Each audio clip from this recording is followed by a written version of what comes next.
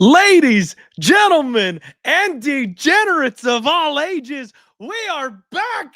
We are back, baby. UFC is on your screens this week. I know we had a fun episode last week. Well, fun is maybe a strong word. We talked about my grandmother dying, and then we talked about how I blew an entire bankroll in 2025. So maybe fun for you guys. I drank a bunch. That was fun. But so we had a fun episode last week, but there were, no fights, no UFC fights going on.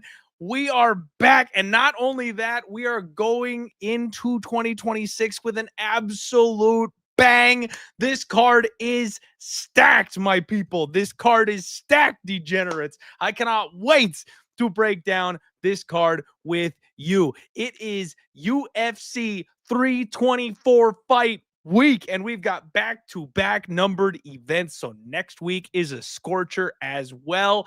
What is up, my people? We've got my guy All the One Dream in the chat. We got Nonstop Philly. We've got Louis Mack Jr., UFC PAP. Ryan, what is up? Oh, Dizzle Robert Starling, how we doing? He says 2 years, no trolling Clint. How has UFC gone so long? I forgot I was a fan. Well, I appreciate the 2-year sober anniversary of not trolling me, my guy. To be fair, I would have probably deserved it last year if you wanted to, lapse a little bit. But yes, this break, you guys, was painful. I mean, for those of us fight fans, I love my football. I love my hockey. You guys know I degen out on these things all the time.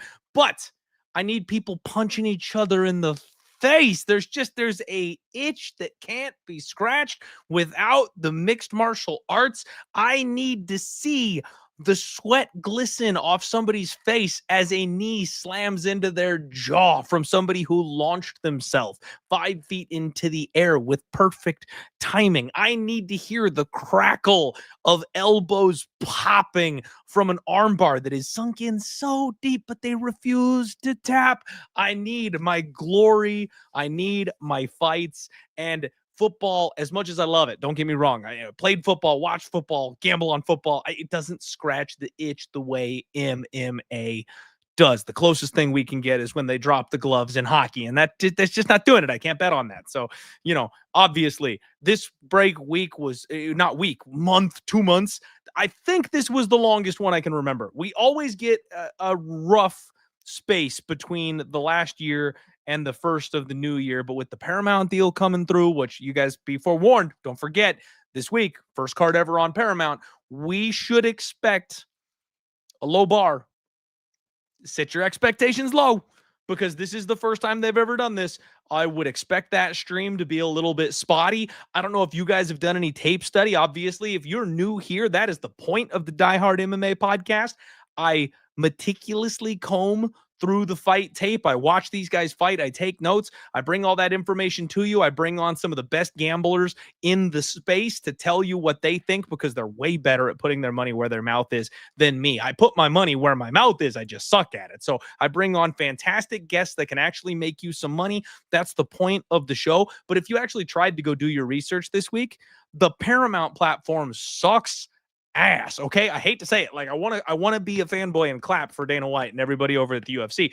Paramount right now sucks. I still have my Fight Pass account, and I had to rely on it to do my tape study because they are not ready for us on Paramount. So I'm a little bit worried about this first pay-per-view. I'm a little scared about what it's going to look like right off the rip here when we head into fight time on Saturday night. But regardless, that's a problem for down the road, right? Right now, what we got to do is we've got to lock in, and we've got to get on track. We need to start the year right. I have had 2 back-to-back terrible, awful years. And ladies and gentlemen, it's time for your boy to wake the fuck up. I got to fix whatever is going on here. And so what I did is I thought I'm going to start off 2026 with just the best environment I possibly can for you guys, for myself. We're going to start this year off strong. And there is none hotter than our boy, James, from Lucrative MMA. There is nobody on a tear like this man from last year, okay? So we brought the best damn gambler we could find for the first event of 2026. James, my friend, welcome to the show. How you doing? I'm always doing good, my brother. I hope you are doing well yourself. I'm very, very, very ready to break down this card with you. Look, man, things happen in MMA. You know, it's a tough game to bet on. You just said that you had 2 poor years back-to-back. J.K. Rowling became a billionaire in her 50s. You know, we are never too old to completely switch things around and crush the game. I have no doubt in my mind that if you fully lock in, fully focus, you know, take a few things from a few people's books, switch the game up, you can have a 200, 300 unit year this year, Clint. It's not impossible, even though when you're losing, you start to feel down on yourself, but it seems like you're motivated and have the right mindset moving into 2026, bro. So let's try and crush the first year. Obviously, yes, I did have a good year last year, but we are no longer in last year. This is 2026. This is a what have you done lately for me game, the MMA gambling game, just like the MMA game is. And just like almost any game on earth. So I forgot about 2025. I am now in 2026 mode. I've already taped UFC 324. I've already taped UFC 325. And I'm moving on to the fight night, boys, in about a month's time. So I'm reversing my mindset now. I'm trying to remember all the tape I watch for UFC 324. And I'm ready to go, bro. My man is locked in and weeks ahead. You love to see it. I love the attitude. And yeah, man, you got to kill the first event of the year. Got to get off on the right foot. So yeah, man, taking right now, I am taking the Bruce Lee approach. I'm going to be like water. I'm not coming in going, you know what? I need to find dogs. I'm not coming in going, you know what? I got to find the parlay. I'm just flowing with it to start the year. I'm going to start slow. I'm going to let it come to me. So right now I have 0 action on this first card, and I want to talk through this whole thing with you, and we'll see where we land, everybody. We're going to talk some numbers. We're going to break down every single fight on the card.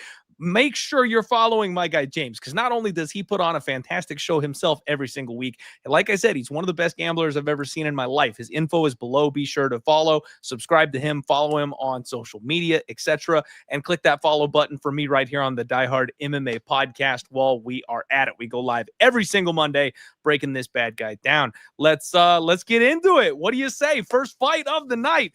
We've got Ty Miller taking on Adam Fugitt.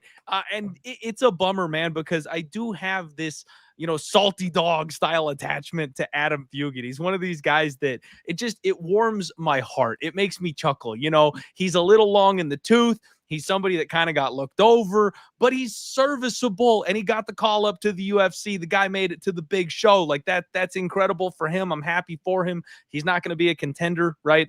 He's 37 years old. Maybe if he had put it together a little bit sooner and he was a little younger, we could go someplace, but he's proven that he kind of belongs at least. The fights he wins are against the low level of competition, right? He beat Josh Quinlan after he came off of the PEDs. He got Kiyoshida out of there, who's been cut since by the UFC. So his wins have not aged very well. But then the losses are monsters, man. It's Islam Dulatov. It's Mike Malott. It's Michael Morales. So we know Adam Fugitt is not a contender. But we also know that he's serviceable. He's beating the guys who don't belong in the UFC. So can he beat guys that, you know, are maybe mid-tier in the UFC? We don't really know. We haven't seen that. He's taken on Ty Miller, 6-0, undefeated. This kid's coming off Dana White's Contender Series. And one of the few names on here that I had to, you know, kind of dig in here and look up. He's got the nickname, man. Ty the Thriller Miller, just, You know, you gotta love whoever nicknamed him Thriller. That's fantastic. Good work.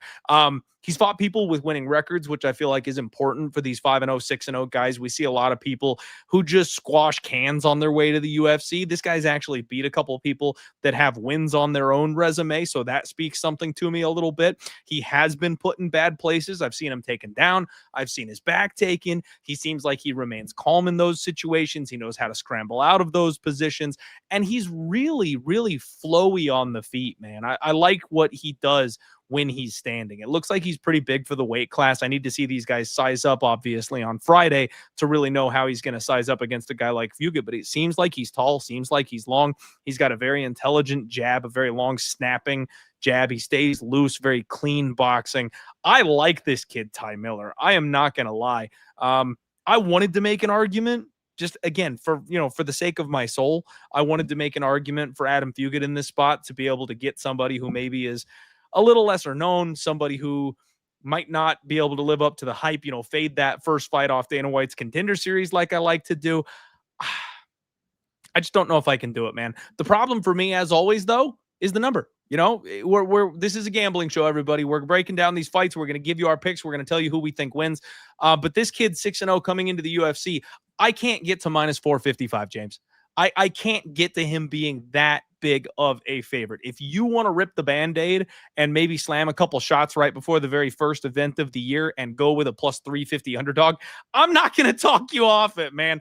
Fugitt is a junkyard dog. He's slow, but he can wrestle. He's got good grappling. He's tough. I mean, guys like Mike Malott knock him out, sure, but is Ty Miller going to knock him out? I've seen Ty's got some decent hands, but I don't know if he's got that level of hands. This is a find out more spot for me. I kind of lean towards the over a little bit, but I've got a feeling Fugitt's going to put this kid through the ringer. I've got a feeling this is going to be a legitimate test for Ty Miller. So I'll pick Ty Miller to win, man, but minus 450, you're not catching me with that on the first fight of 2026. What about you? What do you think of this one?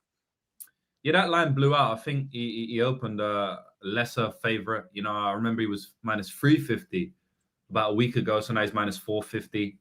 Look, I understand why there's money coming in on Ty Miller. I think he's a very good fighter, to be honest. He's only 6-0. He's only fought in a Dana White's Contender Series, so it's always tough to know how these guys will do on the big show, but you can only go on what you have seen, right? And he has fought a UFC-level fighter in Eric Nolan back in the day, I believe, on his second or third fight, and he pieced up Eric Nolan. It was a split decision win. And I don't understand how it was a split decision. He pieced them up for 3 rounds. Eric Nolan had some grappling success. Not really, though. Ty Miller was very good at scrambling, got out of those positions, hurt Eric Nolan multiple times. And I thought it was a 30-27 potentially, right? And they gave it a 29-28 the other way. And then obviously 2 judges called it correctly for Ty Miller. And then in his last fight, he fought decent fighter, Dana White's Contender Series, beat him up badly, dropped him multiple times. The guy seems very patient. He seems old beyond his years. I don't know exactly how old he is. Maybe you can tell me, but I know he's not an old guy. 25. He's a younger guy. 25. He seems like a veteran, to be honest, the way he fights, like a 35 or something, just with how patient he is. He has very, very good boxing, very comfortable. He seems quite durable from the shots that I've seen him take on a Dana White's Contender Series fight specifically, and even on the regional scene, a couple of fights. So he seems to have it all. He could be a very, very good fighter going forward. I'll have my eye on Ty Miller. I don't think it's going to be easy to beat him. I think you're going to need to grapple him. I think Fugitt is going to try and grapple him. I think he's going to need to grapple him.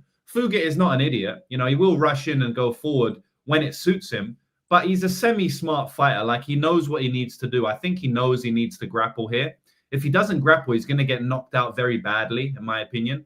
His chin hasn't showed itself to be that good in the UFC. And I think that Ty Miller will put it on him on the feet. I don't think he's going to be able to have much success grappling, but he's going to need to go and do it. So I kind of see the first round being a bit of a grappling round with Adam Fugitt maybe trying to shoot takedowns. But Ty Miller, over the course of 15 minutes, he should start to get his reads. He should start to get his boxing game going. He's a very long-rangey guy for the division. And Adam Fugitt is just a level below on the feet, and I don't think he has the grappling to take him down really consistently. So if that's the case, we're really banking on Ty Miller dropping the ball on his on his UFC debut, which is possible. We know that some of these high level fighters, people say I look like Carlos Condit all the time in my YouTube comments, And Carlos Condit lost his UFC debut, went on to become an interim champion, and many, many other fighters we can speak of, very high-level fighters, even champions lost their UFC debut. So you always have to be a little bit worried when a fighter is making his UFC debut. But I feel with the fight style he has, there's not too much margin for error there. He has to really, really drop the ball. Daniel Zellhuber style, Trey Ogden style, you know, one of those ones. So I think Ty Miller is the rightful favorite. I think he's going to get a win. I think he's going to get a win via knockout in this fight. And I think he's going to come in round 2 or round 3 after some grappling semi-success from Fugitt. Okay. I could see a late finish here. I think that makes some sense to me as well. Some people in the chat really high on Ty here. You know, UFC Garrison saying Ty Miller is that dude. We'll see. We'll see. And you know what, Solution, I am usually very skeptical of the UFC debutantes. So that's why this big number on a debutante for me is just, you know, I want to watch and find out. You know, I'm not looking to parlay minus 500 to start my 2026 off. Maybe we look at those round 2-3 KO props, right? I'm also not looking to get crazy on the props yet either. So we'll see. We'll see. This one might just be worth taking a couple of notes, sitting back and enjoying the show. We'll see. Next up, you guys, second fight of the year. We got Ricky Turcios taking on Cam Smotherman. And I'll be honest with you, James, this one is a bit rough for me. I am surprised Turcios is still on the UFC roster. I legitimately thought that this guy had already been let go. And Cameron Smotherman, I can't figure him out. So Turcios, 12-5, 32 years old. He is 2-3 in the UFC. His 2 wins, both by split decision, guys. Split over Kevin Natividad, if you remember that name, and split over Brady Heastand. Like, so this guy is a volume machine with pillow fists who doesn't really want to get tagged. He can scramble pretty well. He's tough. But then I go back to that fight that he had with Amin Zahabi, where he didn't want to get hit by Amin. So he set a record for strikes thrown and not landing anything, right? Like on that one, he stayed absolutely out of range of Amin Zahabi and just spammed the air in front of him and didn't want to get touched at all, and lost a horrific decision there. And now the UFC is just kind of throwing him to the wolves. He fought Sopas, he fought, you know, Raul Rosas Jr. He's got a bit of a chip on his shoulder. We saw that in like the Rosas and the Sopai fight. He's been coming out like angry, and it's like he wants to make a statement or something, and he just doesn't have the tools to do it.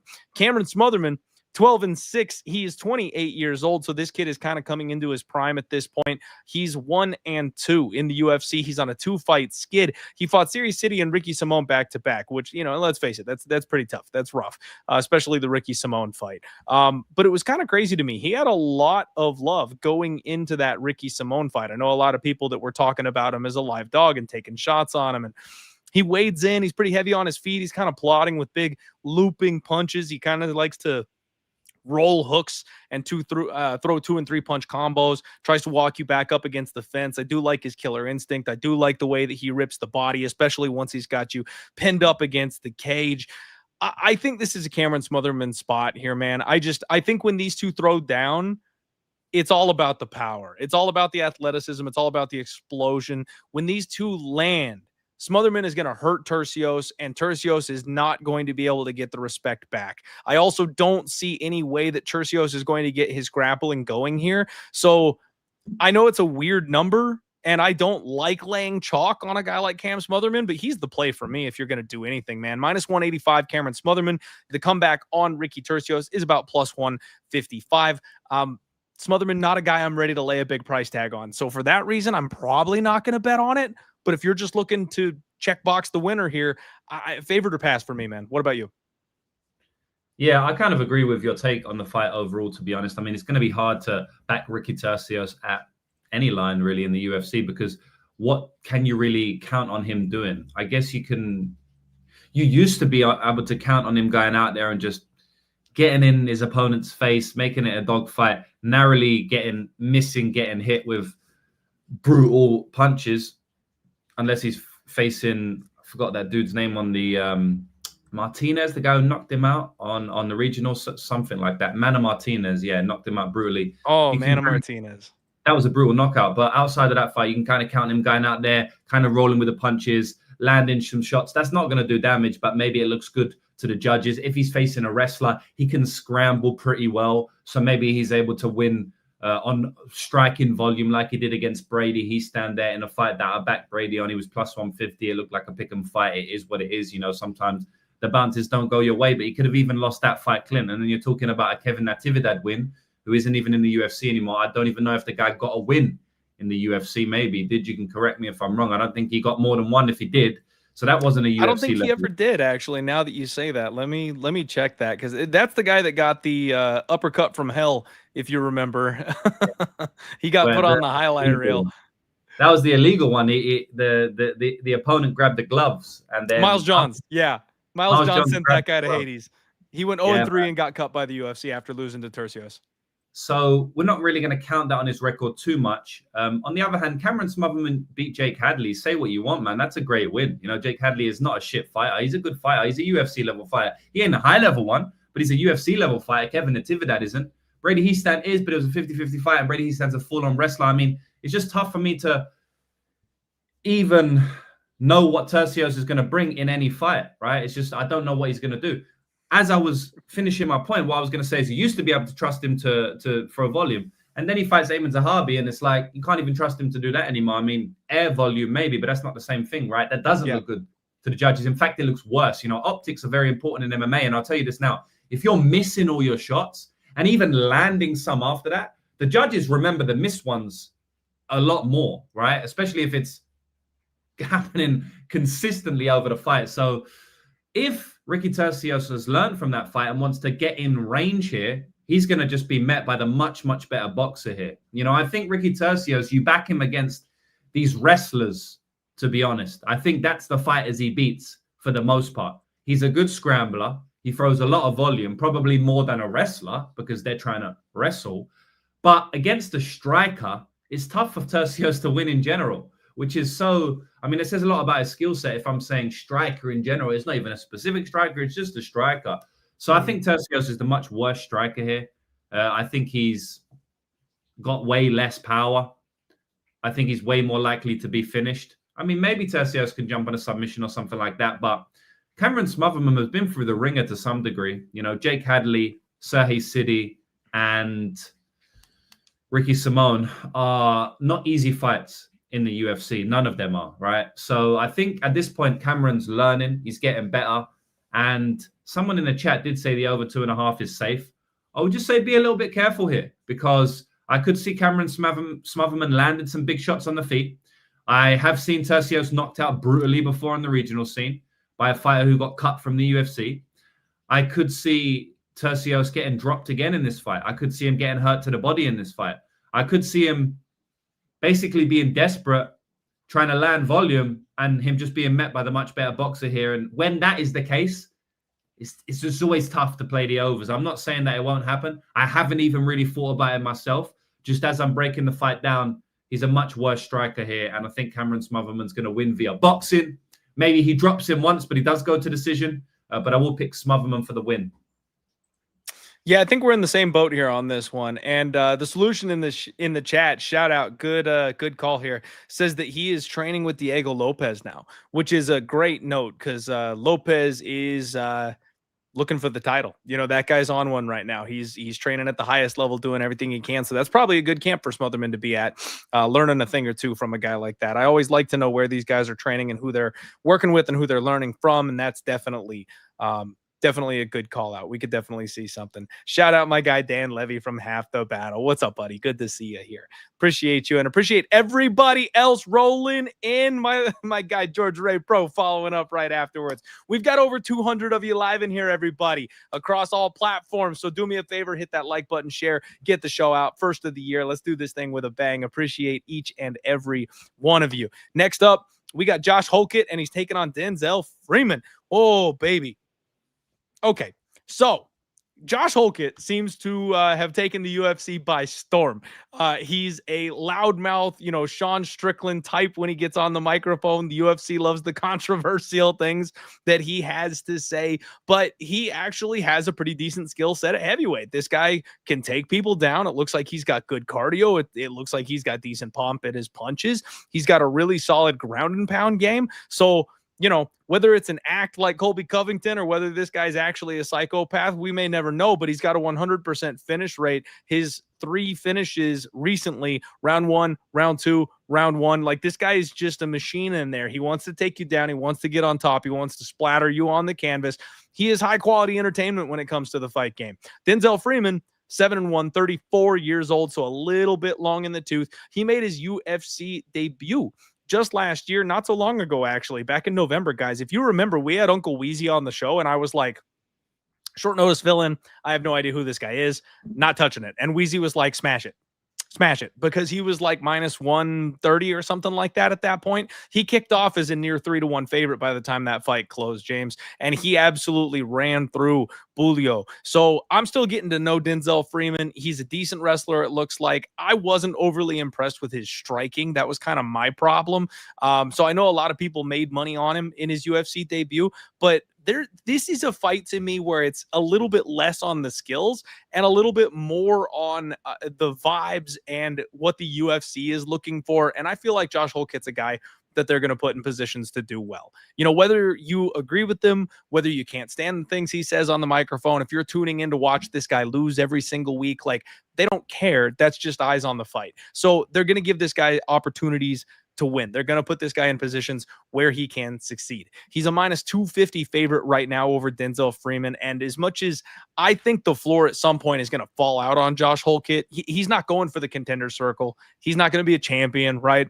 But I think he's going to be a fun gag fighter for a while, and they're going to kind of let that play out for a bit. So right now, I'm not stepping in front of him. And I also don't feel good enough about what I've seen from Denzel Freeman on the feet to really want to go to war with him in this particular spot. So for me, once again, I'm going to be a little bit, this is a chalky card, guys. I feel like this is a pretty chalky card coming back off the break. So I'm going to be pretty careful if I take a dog shot. This ain't it. Josh Hokit, I think, probably for me. It might be a tougher fight. Maybe this one goes to decision if he can't find that finish.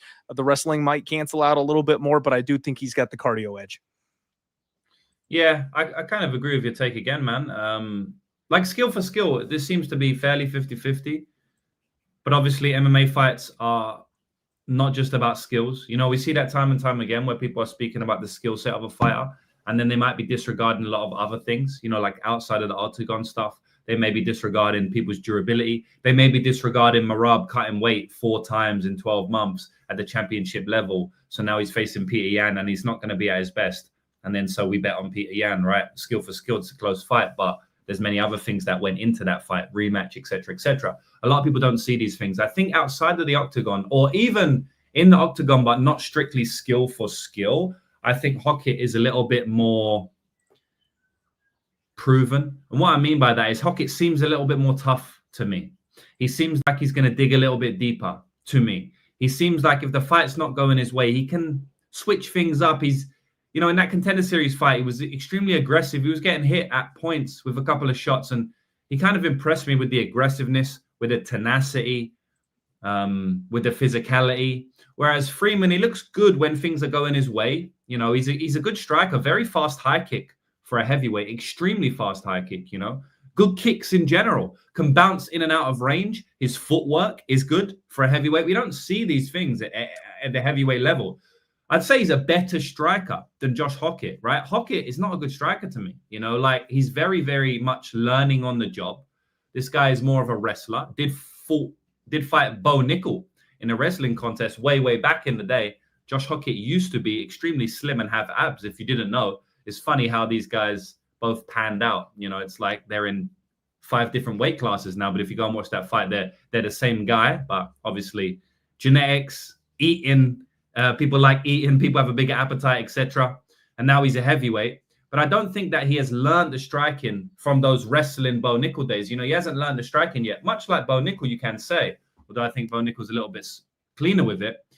So on the feet, I would say I lean Freeman. But then I look into things a little bit more, and I go back and see that first round of the Denzel Freeman versus Pinson fight in the PFL, I believe it was, where Pinson hurts Denzel Freeman in round 1, and Denzel Freeman's on shaky legs. His footwork gets, I won't say shut down because he was able to avoid the knockout, but his footwork definitely drops down heavily. His hands drop. He looks like he starts to get uncomfortable in there. He narrowly escapes getting knocked out to some degree. A couple more big shots from a heavyweight probably would have get knocked out there. I didn't love to see the way he reacted to getting hit. I kind of feel like Josh Hokit hits harder.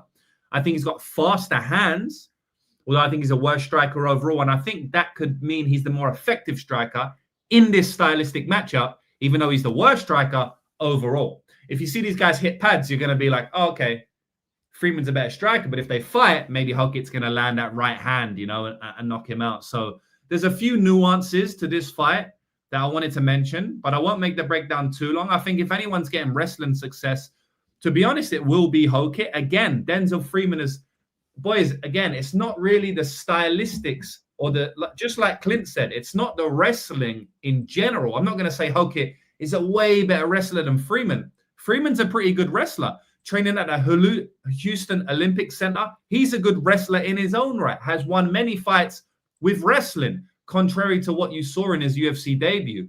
But Freeman has come out in the public and said, I don't like wrestling because I gas out, so I don't wrestle. And that's what we saw in his UFC debut fight. It's not only what he's saying, but it's also what we're seeing, right? Many fights he doesn't wrestle. When he does wrestle, he hasn't got good top control. He can't keep the fighters on the ground that often. Listen, he did submit Steven Asplen. Asplen gave his back about 1 million times. He finally got rear naked choke. He does have some jiu-jitsu. But I don't think he's got the gas tank to go 15 minutes with the wrestling, right? And I feel like Hokit is a heavy guy. He's a good wrestler in his own right. I don't know who's more credentialed. I think it might be Hokit. I'm not sure. I don't care. This is MMA. As we've seen, RDR to some degree out-grappled Bo Nickel. Like, I don't really care about credentials. So I think that even if he does wrestle, yeah, he might get a takedown. Hokit's going to get back up to his feet, maybe even re-wrestle, maybe even reverse, end up on top, start pounding away. Freeman's going to look for the door. So I think skill for skill, Freeman is the side, but this isn't skill for skill. This is MMA, right? So I kind of feel like Hokit's going to get the win. Again, the UFC probably want him to win. The UFC are smart sometimes. They're fucking retarded in other times. And that's why I'm able to earn a lot of money, right? Because people always think the fight's going to go one way based on what the UFC wants. If that was the case, as I always say, Clint, Sage Northcutt and Paige Van Zandt would be champions, right? As I always say. Yep. They wouldn't get beat by these low-level fighters. So I think that this matchup, Hokit will win. The UFC will get what they want. And I could even see it inside the distance shot after Freeman looks good in the fight. So I'm not going to play Hokit because I think skill-wise, he's at maybe even a disadvantage. But MMA-wise, grit-wise, power-wise, durability-wise, I'm gonna pick Hokit, and I think he's got more will to win, and I think he's going to get this one done.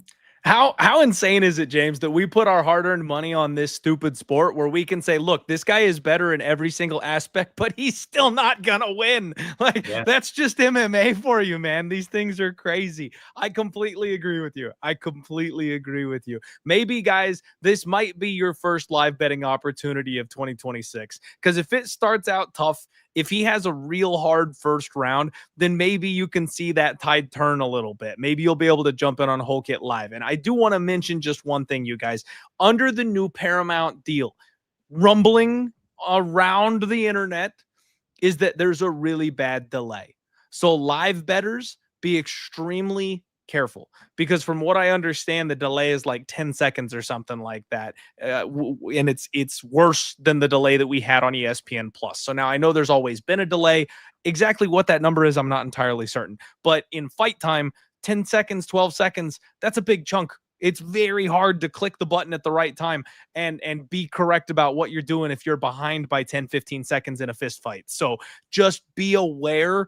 I don't know if that's getting sorted out or not. So I'm going to take a very light approach to live betting going into 2026, just because at this point, we don't know what they're doing. You know, I wouldn't be shocked whatsoever if this was like a gambling crackdown where the UFC is like intentionally allowing the delay because normal fans of the sport don't care.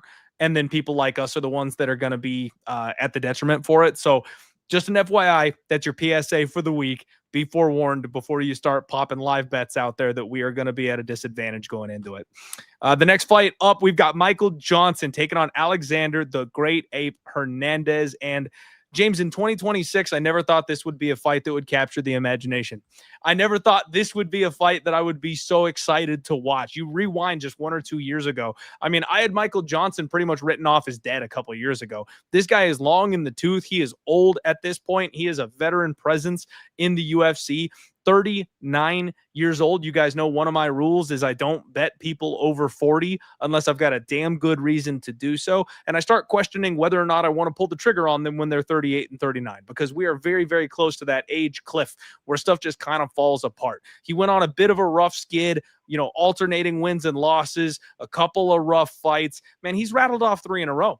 He looked incredible against Daniel Zellhuber. That was one of my biggest L's of the year. Was I thought Daniel Zellhuber was going to absolutely roll in that fight. I know a lot of people actually took the dog shot on Michael Johnson, and frankly, I never saw it coming. Beating an Azatar brother, that's like punching a heavy bag in my opinion. Like, I didn't give him credit for that fight whatsoever. And then he rolls in and beats the brakes off Daniel Zellhuber. He got hurt in that fight, and he came back and he just did exactly what he needed to do. He always blocked the kicks. He would blitz into range. His hands are still fast and crisp. The boxing still looks good. His chin checked out. That was like a real true veteran performance. One where, like you and I were just talking about, James, the UFC obviously wanted Zellhuber to win that fight. That was a setup spot. And Michael Johnson said no and beat that kid's ass that day. So you got to keep your eyes open. This guy is someone who you still absolutely have to respect. Now, I will say the criticisms that I've had on him in the past, you think back to like 2020, he just finds ways to lose, guys. He let Jamie Malarkey off the hook and dropped the split decision in that fight. He got out hustled on the mat by Clay Guida. He beat the brakes off Thiago Moises in the first round of that fight and got ankle locked in 20 seconds in round 2. Like, this guy does have a tendency truly to just fall apart. The Carlos Diego Ferreira fight, that wasn't even that long ago. That was his last loss. He looked like $1 million, and then he got iced. One big power shot, and that was it. Lights are off.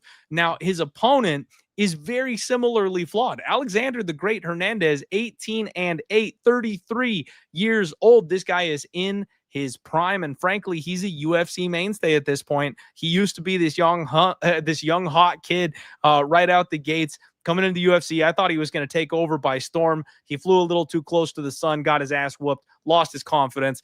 But he found himself, you guys. He's actually found himself. He's on a 4-fight win streak. And the split decision win over Austin Hubbard, it wasn't pretty.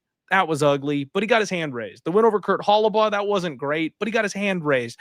Now he's trusting in his hands again. He's on back-to-back finishes. He knocked out my boy Chase Hooper, which, frankly, again, I didn't see that one coming. I thought Chase was going to make this guy look like old news. And then he took out Carlos Diego Ferreira in his last fight. And similar to what happened to Michael Johnson, that's what he did to Diego. Like, it looked like Diego was having success in that fight. And then Alexander Hernandez bit down on this mouthpiece, and he swung and he trusted his power. And he landed true. That's just what this guy can do. He can wrestle. He can strike. He does have power when he decides to commit. And it seems like he's willing to trust himself more recently, James. I feel like we went through a really bad run with him where he fought cardio grapplers and he would gas himself out looking for a finish. So I think he got a little too tentative. Like, he got away from what he did that made him successful. And because he was scared to get tired, he wasn't playing to his strength. Seems like he's playing to his strength right now. So this is a really, really intriguing fight to me here, guys. I really like this one. Alexander Hernandez, -160, your favorite. Michael Johnson, the ever so slight underdog here, +135. And I feel like I can make arguments for both guys here. I'm going to lean ever so slightly. Oh, man, I think it's Alexander Hernandez, James. I think this is where the 6-year age gap makes a bit of a difference. I think this is where the wrestling of the younger guy makes the difference. And I could see just the implosion of Michael Johnson at some point. But, like, even as I'm saying this, I think Michael Johnson's got the speed still. Somehow, at 39 years old, he's still the faster of these two fighters. And I think he's got the technical boxing. So I also wouldn't be surprised one bit if he put his gas on the pedal. And if Hernandez just doesn't find that clean shot, I could see him beating this kid up for a full 15. So this is a really close fight, man. What do you like here, James? I can't wait to hear your take on this one. Yeah, good fight. I can't give you a super solid take because these guys are very inconsistent in the octagon, so we don't really know what we're going to get from them. You know, sometimes we've got Alexander Hernandez winning as a plus 300 underdog against Chase Hoop with a round 1 knockout, and then sometimes he's narrowly squeaking a win against fighters who are not extremely high level, like Austin Hubbard and Jim Miller. So it's tough, man. And then on the Johnson side, yeah, the guy's winning easily. Then he gets heel hooked out of nowhere. You know, it's like, who's going to drop the ball first? You know, I think that's what I said in one of my breakdowns. And it is kind of that type of fight. I think Alexander Hernandez will get this one done just because he has the wrestling upside in this fight. And obviously, he could also knock out Michael Johnson on the feet. Michael Johnson has a pretty poor chin at times. You know, he seems like he's got a bad chin at times. I can't say Alexander Hernandez has like a bad chin, you know, to be honest. Like he slows down, he gets tired, he gets cracked. I don't think he's a great striker. Johnson's probably a better striker overall, even though Hernandez is definitely winning the kicking in the striking. But I do think Johnson has a weaker chin. So would I be surprised if Hernandez knocks him out? I mean, he's just knocked out Chase Hooper, knocked out Benny Dariush back in a day. He definitely could knock out an aging Michael Johnson. And then obviously the grappling upside is all there for Hernandez. We've seen Hernandez grapple a lot of fighters recently. He did it against Austin Hubbard. He did it against Kurt Holloway. Why can he not do it against Michael Johnson, who has been grappled his entire career? Even in fights that he was winning, he got grappled and lost. Even in fights that he won, he got grappled in for a lot of those fights. So I could definitely see Alexander Hernandez winning this one, not even only by grappling and wrestling, but also by submission. I wouldn't lean submission overall because he's not really a good submission artist, but I would say the submission is possible just because Johnson does drop the ball that hard. But I got Alexander Hernandez. For me, he can win the fight wherever it goes, whereas Johnson needs to be in boxing range. He can't win with the kicks. He can't win on the ground.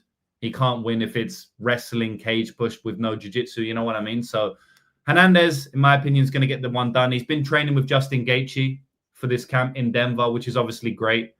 Justin Gaethje headlining the card. So I feel like Hernandez back in his groove to some degree. He's going to lose at some point, you know, but I got him for this one.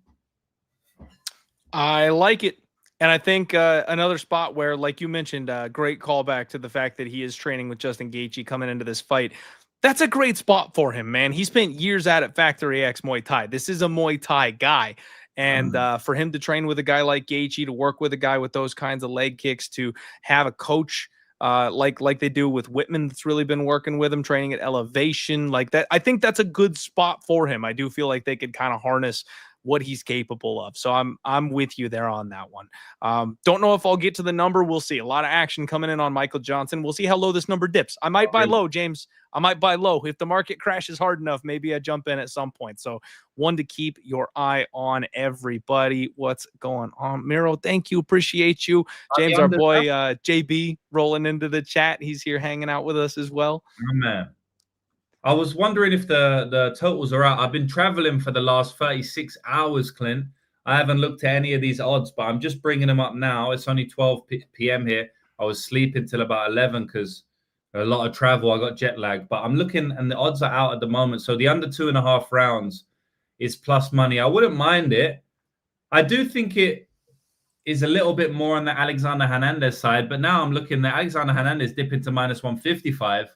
I mean, that, you know, now it's getting into some territory where I may even think of taking a poke. I don't think I'll play minus 155. Maybe I'd have to think about it, but it's always interesting, these line movements. You know, I had written this fight off as a complete pass because Hernandez was minus 200 when I looked at it. And now the unders are out, you know, the totals are out, the money line has dropped. Now it's they make it enticing. It's a completely new fight for me, you know, for us gamblers, everyone in the chat. Now the fight is a completely different fight. If you're a fan of the sport, it's the same old fight. But if you're a gambler of the sport, this is a new fight for us now. So I'm very excited to look at the odds. And I may, you know, just scroll on here as we're speaking as well, because I may have some different takes considering the lines have been moving over the last 2 days when I've been traveling. So, yeah. Yes, sir. Yeah, man, I got to tell you, with Alexander Hernandez, I'm allergic to his totals. I went on a really, really bad run of his whole thing where he would just survive in round 3. I had under 2.5s like 3 or 4 different times. And whether he won or lost the fight, round 3 came down to him hanging on for dear life and just riding a body lock. And whether he won or lost, it didn't matter. He made sure it went the full 15, and I kept losing my damn bets. So I'm allergic to his totals. I'm not betting 2.5 with Alexander Hernandez involved. It ain't happening. Oh, shout out my man, Nonstop Philly with the dono. Says, Clint, here's to a big year. Quick question. How can we bet smart and cautiously without betting scared? James, answer 2. I love all betting advice. Cheers again. Love your show nonstop. I really appreciate you guys. As of right now, FYI, no sponsor or anything like that on the show. Still talking to a couple of people trying to figure out the future direction of the show. So tips and donations from you guys like this is a huge support for me moving forward right now. So thank you, my friend. I very much appreciate that. And frankly, how can you bet smart and cautiously without betting scared? My guy, I am not the person to ask, because last year I said, you know what? Scared money don't make money. Mama didn't raise no little bitch. And you know what I did? I dug myself a hole twice as deep. I did not bet cautiously or afraid. And maybe at some point I should have pumped the brakes and slowed down a little bit. So I'm probably not the person to ask that question. I feel very, very different about betting low volume because I feel like I miss opportunities, James. I have a massive amount of FOMO. You know, we're such a tight-knit group on social media, all of us gamblers, all of us posting our picks and our plays and celebrating after wins and high-fiving each other, smacking ass when we all cash and make money. I cannot stand it. When I put 2 bets down on a card and I go 8 and 10 on that night's fights, and I could have just loaded my wheelbarrow with cash, but instead I cashed 2 tickets. Like, that eats at my soul for some reason. That's the degenerate in me. So I have a real hard time being cautious without being scared, because for me, they kind of blend together. I feel like they're almost the same thing. Do you have a more articulate answer for our friend and for the gamblers watching on how to balance those 2 things? Because I really don't.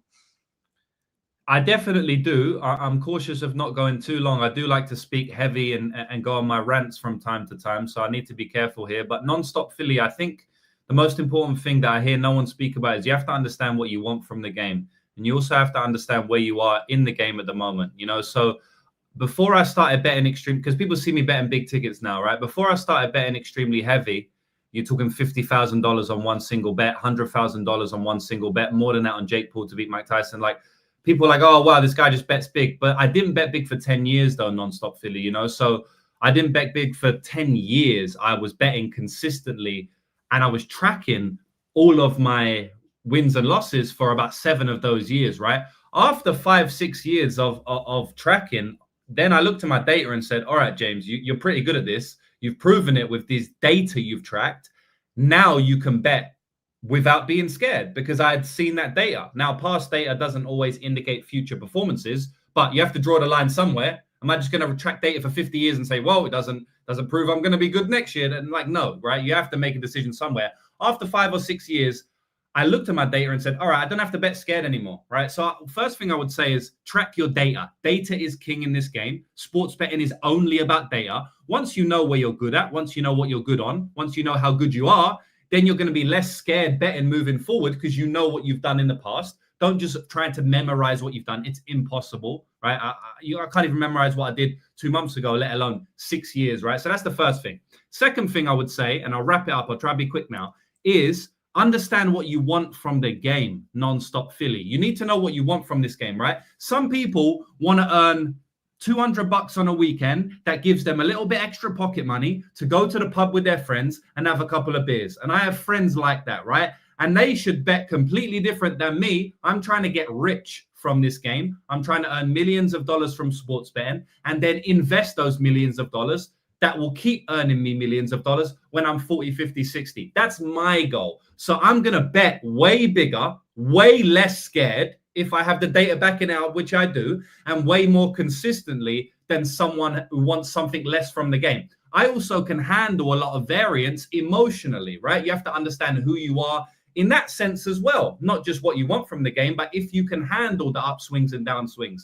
So you have to know what you want from the game and who you are as a person. Once you know those 2 things, then you can determine. So I can't tell you now, yeah, you should bet 7 bets every fight week, or you should bet 10 times every fight week. Like, everybody's different. You have to know those things I've mentioned, and it will help you make a decision moving forward. Okay, there you have it, my friends. Good advice. Let's keep it rolling. Next up, we've got Alex Perez taking on Charles G. Johnson. This is a banger, James. I love this fight. Alex Perez has been, I feel, criminally underrated throughout his career, but he also got sidelined for a really, really long time with injuries. He's a guy that's got a full, well-rounded game. He is fast. He's got footwork. He can wrestle. He can strike. He's got decent pop in his hands, but dude, he's got an Achilles heel. This guy does not protect his neck. He panic wrestles when he gets hurt and he leaves his neck exposed. He gets in deep in spots where, I don't know, maybe he just trusts himself a little bit too much and he gets caught. Like, he gets submitted all the freaking time. This guy has 6 of his losses coming by way of submission. And you look at his recent run, and he's 1-4. 1-4 in his last 5 fights. He got the brutal knee injury from Tatsuro Taira, which I'm surprised he came back from, frankly. Asu Almabayev got him in the 3rd round of that fight, where you know what? That was a back and forth one for me, James. I felt really upset. We talked about the FOMO just a minute ago. I wanted to bet Alex Perez in that fight. I really wanted to bet him as an underdog against Asu Almabayev, but I talked about the submission defense problem, and I was like, man, I can't. Like, I can so clearly see him winning a 15-minute decision, but I can't bring myself to click the button. Through 2 rounds of that fight, I'm like, you idiot, you freaking moron. It was on a silver platter. It was easy. It was right there. And then Asu hit try hard mode in round 3, jumped on this dude, wrapped his neck up, and tapped him out in 20 seconds. That's what we're dealing with Alex Perez. He's extremely good, but that problem is just there and available in every single one of his fights. Now, he has been fighting extremely high-level fighters. Let's give him credit for that. Alexandre Pantoja, Mohamed Mokaev, Tatsuro Taira, and Asu Almabayev. I mean, some of the best grapplers this division has to offer. This might be the first time in a really long time he's legitimately just fought a striker. I mean, before all that, you know, before he went on that big long break of his, he fought Deiveson Figueiredo. Now, we know Figgy is an incredible grappler. We'll talk about him a little bit later in the show, but he also is a very good striker. So I'm not going to say that was like a grappling loss, right? So he's fought some really tough grappling monsters here recently. Charles Johnson on the flip side of this thing, 35 years old. I can't get this guy right to save my ass. I love him, James, and I circled him when he made it to the UFC because I said this guy's ability to counter grapple, his cardio, his length, I was like, he's going to cause problems. We're going to make money on Charles Johnson in the UFC. I love his skill set. And then he took fights like a madman when he first got here. It was like he was Kevin Holland trying to turn around every single other weekend, and he went on this long losing streak, and I lost money. I lost money and I lost faith. I kept backing him. I kept betting him because the value was always there. And then he just never looked like the guy I had seen on the tape, and I couldn't figure out what was going on. He takes a little bit of a breather, takes a little bit of a break. He heals up, he gets healthy, and wouldn't you know it, rattles off a 4-fight win streak. He's 1-1 in his last 2, but he's coming off of fraud checking Loner Kavanaugh in his last fight with a massive punch in round 2. This is the only guy to knock out Josh Van, who's got gold wrapped around his waist right now. He's got a chip on his shoulder. He's hungry. He wants a rematch. He wants to make a statement and then scream out Josh Van's name, jump the line for the rematch. Like, motivated Charles Johnson, to me, is a big deal. So I'm picking Charles Johnson to win this fight. But, James, I don't like the number. This is the problem here for me. I want even money on Charles Johnson. I want plus money on Charles Johnson. I don't want minus 250, and he's not a submission guy. Now, don't get me wrong. I'm sure Charles can grapple. He's okay, right? But he's more of a counter grappler. People try to grapple him. He's only got 4 wins by submission on his entire resume. He's more of a striker. He's more of a point fighter. He's a time and distance type of guy. So I don't know that he's going to expose the biggest hole that there is in the game of Alex Perez.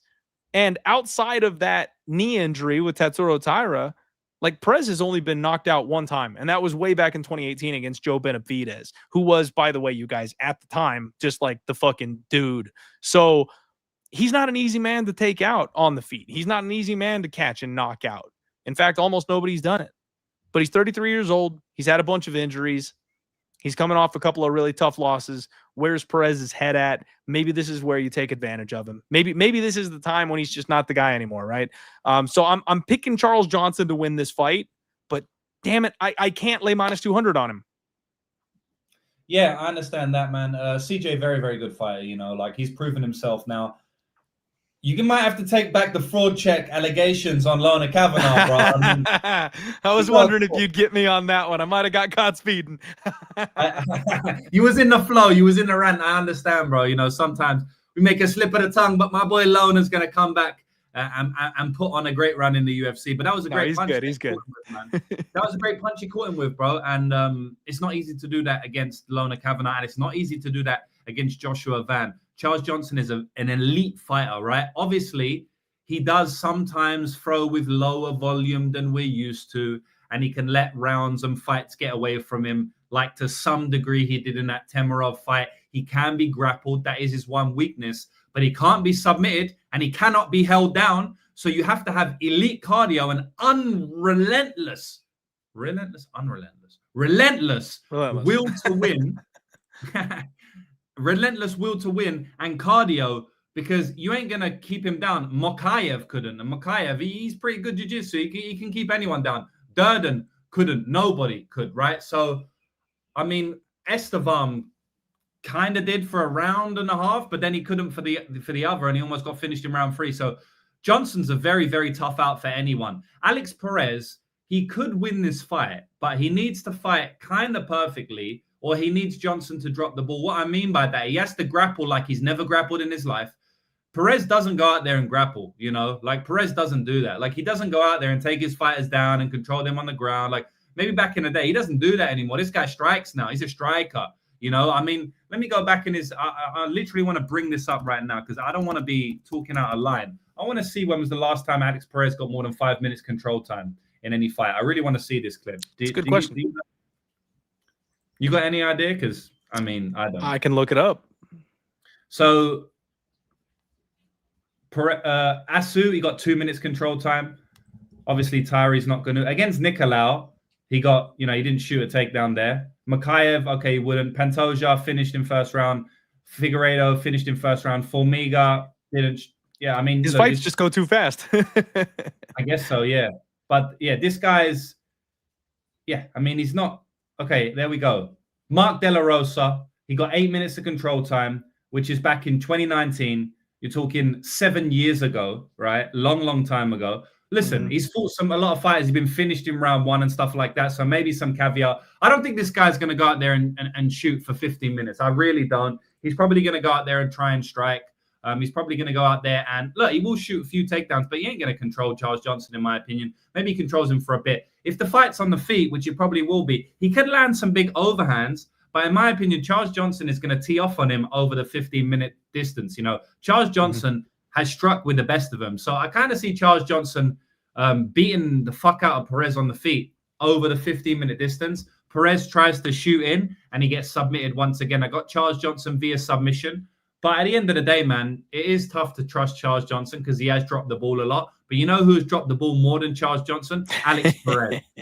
Alex Perez has dropped the ball more than Charles Johnson, right?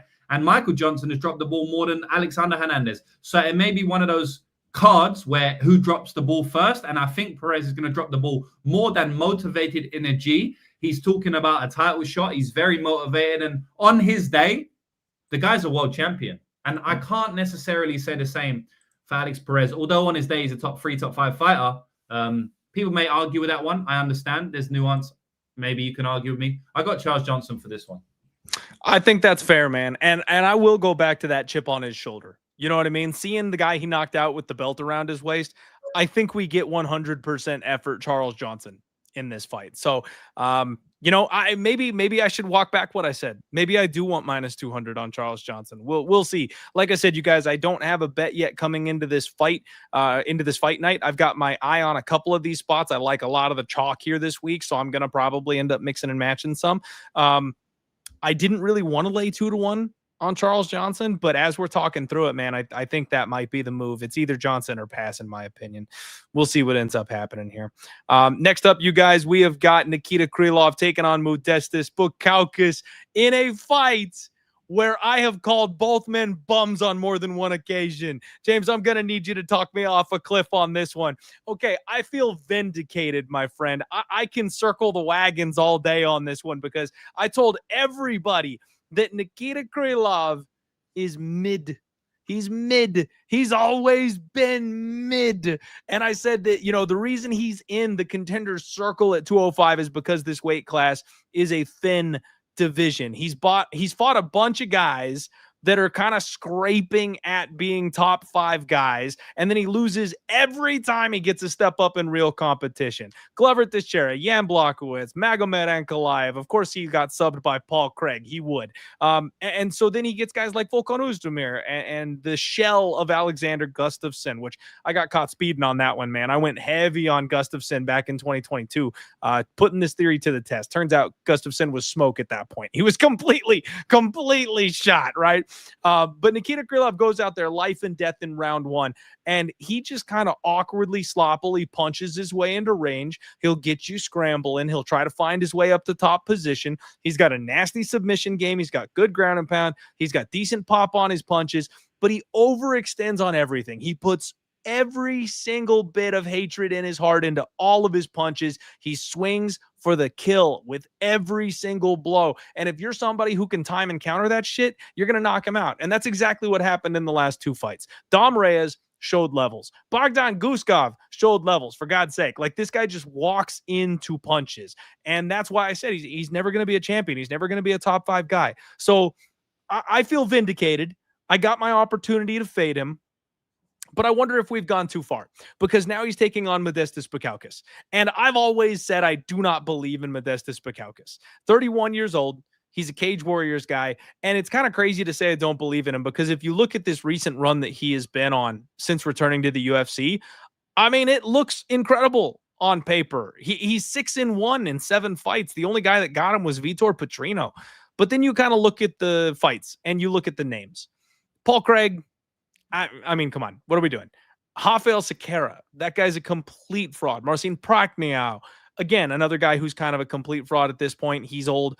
Zach Paugua, he's no longer with the UFC. Tyson Pedro, he's no longer with the UFC. So this really is scraping the bottom of the barrel. The credible win that I give him here is the Ion Cutelaba fight, which went to a split decision, and I scored against him, James. I thought he lost that fight. I thought it was pretty clear. I thought that was a robbery in broad daylight. So I don't give him credit for the credible win on his resume of Ion Cutelaba. The UFC seems to like this guy. They're giving him soft fights. They're putting him in good positions. My only issue is just how shot is Nikita Krylov. I did my stalking, you guys. You look up on his social media and stuff like that, he's not posting anything. So after a couple of tough losses, after a couple bad knockouts, at 33 years old, is the chin gone? Is this guy training? Is he taking the fight game seriously anymore? That's my big question, James, because frankly, I can't find the answer to that, and that's a problem for me. If he was dialed the fuck in, if this guy was locked in and really was trying to make another run at it, that kind of thing, I think this is a Nikita Krylov spot, you guys. Bukauskas likes to walk around the cage and time a right hand and kind of walk you into it. Lots of backpedaling, lots of fleeing from the fight, trying to stay away from his opponents. To his credit, recently, he has been going forward a little bit more. He has been sitting down on his punches a little bit more. That's a recent development, which you got to acknowledge when people adjust their game, and it's been working well for him. But I don't think he's got the ability to kind of glide and counter against Nikita Krylov the way a guy like Dom Reyes did. And I don't think he's got the power to knock this guy out with a jab the way that Dom Reyes does. Now, maybe Nikita Krylov's just completely shot. He might be.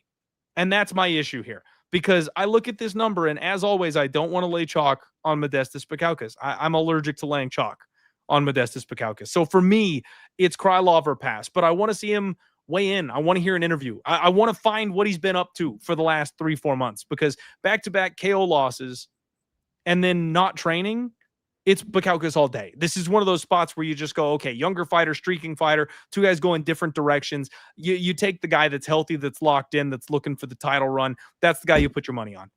But if Krylov is actually in shape, on his game, ready to go. This is a step down in competition, and I might be interested in buying that dip. So tentatively, dog or pass, James. What do you make of this one?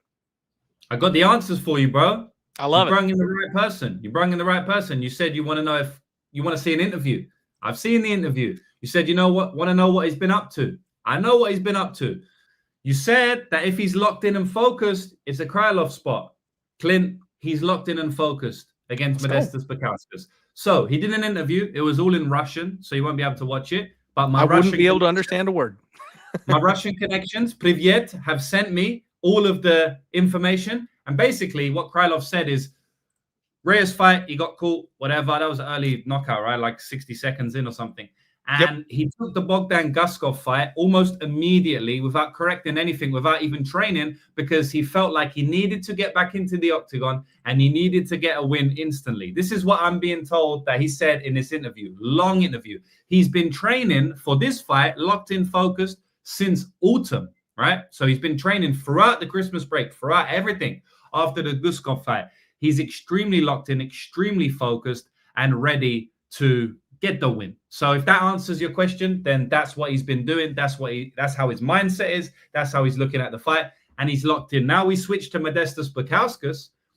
And many won't know this. Tom Aspinall's gym is actually closed down because of Tom Aspinall not being fit to fight with the eye injury. Now, it's not closed down as in the doors are closed. I'm sure it's still open. What I mean is the heavyweights, which is Ante Delia, Modestas Bukauskas, Tom Aspinall, and those are the mainstays in the UFC. They have a couple of other heavyweights as well.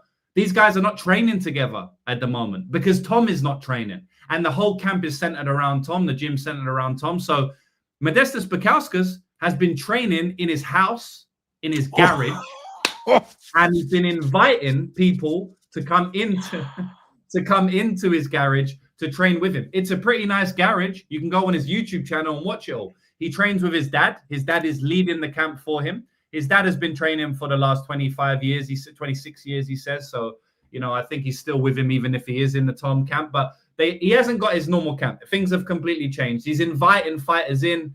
He's in very, very good shape. You know, he's training hard. I personally know some people who he has invited in. They all say that he is on at the moment. He's looking good. So, you know, take that for what it's worth. But those are two outside of the octagon information with these two camps heading into this fight. Now, stylistically, I kind of think Krylov's got some top time upside here. I think he's got some grappling upside. We have seen Modestas Bukauskas grappled heavily in some of his fights, although we haven't seen it too much in the UFC. You go back and watch the Martin Hamlet fight. You go back and watch a lot of his Cage Warriors fights. This guy was getting taken down until his opponent's gassed out, and then he's getting a late finish. I still feel like he can be grappled, he can be taken down. And I think Krylov will go for that here. I think Krylov's actually good skill set. Like, he's also got a lot of power. He's just a little bit retarded on the feet and he puts himself in danger. The good thing in this fight is that Modestas Bukauskas doesn't bring that much danger on the feet, in my opinion. Doesn't hit that hard for a light heavyweight, at least on light heavyweight terms. He ain't a sniper like Guskov and Dominic Reyes, in my opinion. So I think Krylov can hurt him. Krylov can knock him out on the feet, just as he can get knocked out. And then you factor in the top time upside. You factor in the outside of the octagon camp issues or camp benefits, like I've said, comparably. I think that Krylov is the side here. I understand why he's dropped down from a massive plus 170 to a plus 115 on some books now, barely an underdog. So I will go with Krylov for this one. I love it. And you guys, that is your first 2026 Link Memorial Dog of the Week. James, I am so glad you're here, more so than normal. I'm always glad when you're here, my man. But you coming with the insider info on the camp knowledge that just plugged in the gap I needed to fill could not be more perfect. That's exactly what I needed to hear. You've got a guy who, in my opinion, is flying high right now, striking a little bit above his weight class, because he's training with the best in the world. He's at a great camp. He's working with awesome guys. You remove him from that environment, he probably falls back on some of those bad habits, things that he's been doing his entire career that I've seen on tape for years now. And he's taking on a guy who, when he gets a break in competition, does exceptionally well. And guys, we have seen that before. We have seen that, oh, I got to get this one back attitude before. That happens with UFC fighters all the freaking time. So if he took that second L and he went back to the drawing board and said, I got to prepare the right way this time, that's music to my ears. I do still stand by everything I said. I think Nikita Krylov is mid, but you know what, you guys, he's still a level above Modestas Bukauskas, in my opinion. I've been waiting for this moment.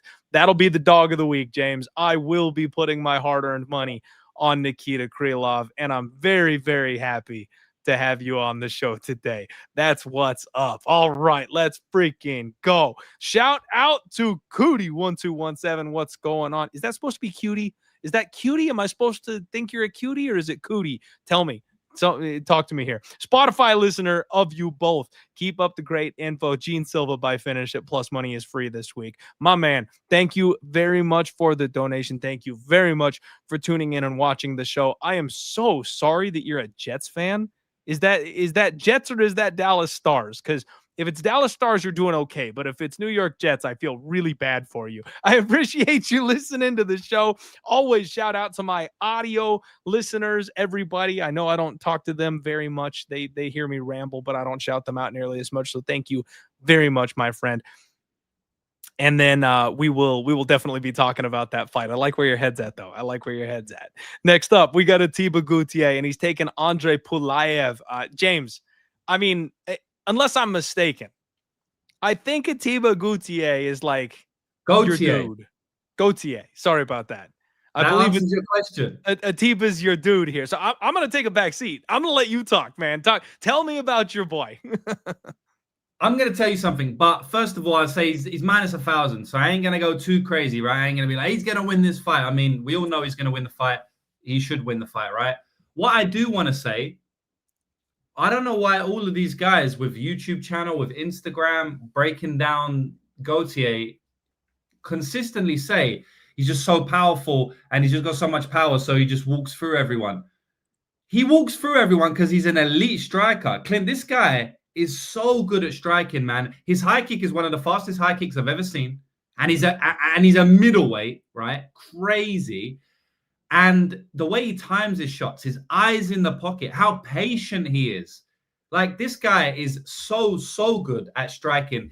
He just also happens to be one of the most freak athletes we've ever seen in the octagon. He just randomly also is that as well. If you combine these two, this guy's on a rocket ship straight to the top, man. This guy could be champion in a couple of years. He's going to go through Pulyaev. Do I think it's going to be a round one finish?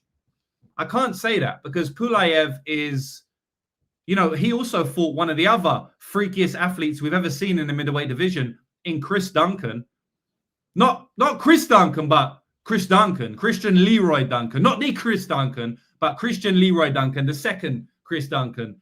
And he made it to a decision with him, you know, so I do think he's fairly durable. I also think that he can fight on the back foot well. I also think that he knows how to avoid the fight. He was doing well to survive in some of those clinch exchanges. If you go back and watch the Christian Leroy Duncan fight, which I did, he was getting hit with some bombs in the clinch there, Clint, and he seems quite durable. But at the end of the day, man, Gautier he hits a lot harder, and he's a way better striker than Christian Leroy Duncan. So I do think it's going to be a knockout. I won't be running to the window and smashing the under 1.5 like I have done in a couple of this guy's fights this week. It's only minus 200. You would have fought minus 350 with someone like Gautier, right? So I think they're telling you something there. There's a reason it's not minus 350. I don't know what I'm going to do with a fight. Maybe I don't do anything with a fight. Maybe I play Gautier round 2 because I don't know if the guy's going to be able to last to round 3. The bad thing about Pulyaev here is he doesn't have grappling upside. So since he doesn't have grappling upside, he ain't going to be able to take advantage of the weak point for Gautier, which is clearly his grappling. I mean, Gautier is a terrible grappler, Clint. And, you know, yes, he's my guy. I call him Gautier. You know, the young crowd are going to say I glaze him, right? This weird statement where you can't say something good about someone and be passionate. It's called like dick riding or glazing, that the little children say these days. But just as much as I can dick ride and glaze Ateba Gautier, I was saying that this guy is a white belt on the mat. He's a white belt on the mat, you know? So I know that. And I know that if he comes up against the grappler, shit could go south for him. But the guy's got great takedown defense. He's very, very strong, and he's only getting better.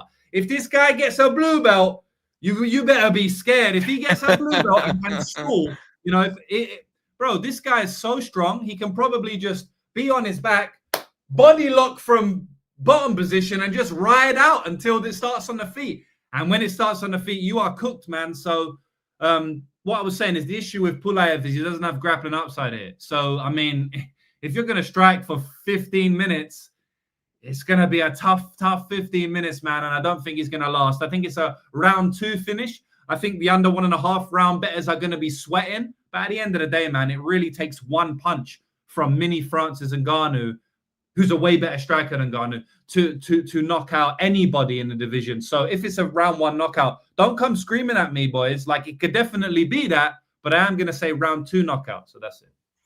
Okay. All right. The man has spoken. I mean, I couldn't be higher on this guy, you know, especially respecting my man James and his opinion of this man. I love the Muay Thai. I love how clean he is. He's so fast. He's so explosive. The one thing I will say is Andrey Pulyaev, he is it's the sin in MMA, James, and that's avoiding the fight. He is willing to stay long and run and stretch and try to stay away. I don't think he's going to go in here and bite down on the mouthpiece and try and, you know, put his balls on the table with this guy. So the only way I could look is over 1.5. I do think Ateba is going to catch him eventually. But I think he's going to have to chase him down. I think he's going to have to wear him down, bust the legs up, and I don't think he's going to be in any rush. So we might see the first decision win, right? He might beat this guy up and chase him for 15 minutes. That'll boo. Everyone will get pissed at him. But if he doesn't want any extra brain damage, he'll stay on the outside and try and pump the jab and run. We could see that. So over 1.5 at plus money would be the only way I could look gambling here in this fight, you guys. Real quick, want to make you guys aware of Spectation Sports. If you guys haven't seen it, you know, we were missing the UFC. We were missing the fight action.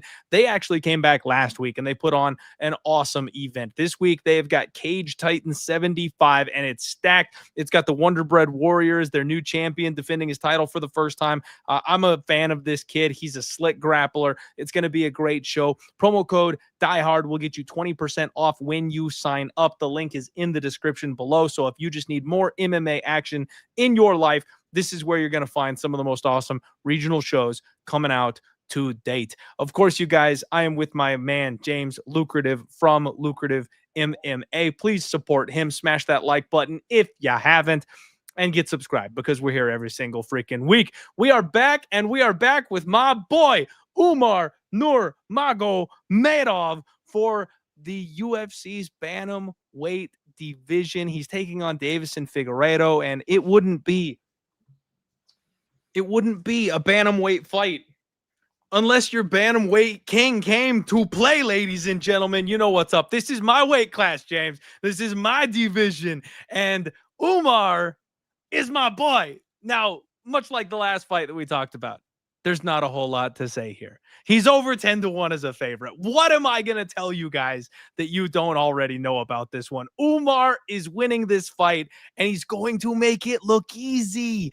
Deiveson Figueiredo is just not the same guy at this weight class. I'll be honest with you, James. Like, the squeeze is still there. If he gets your neck, you're in danger. But at 38 years old, he's counting on his wrestling up here at this weight class. He's bullying some of these guys around because he's got just such a big, strong, muscly back. We say strong as an ox. He actually wrestles those things out there in Brazil, right? So he's coming in here and he's wanting to take these guys down. He wants to get on top of them.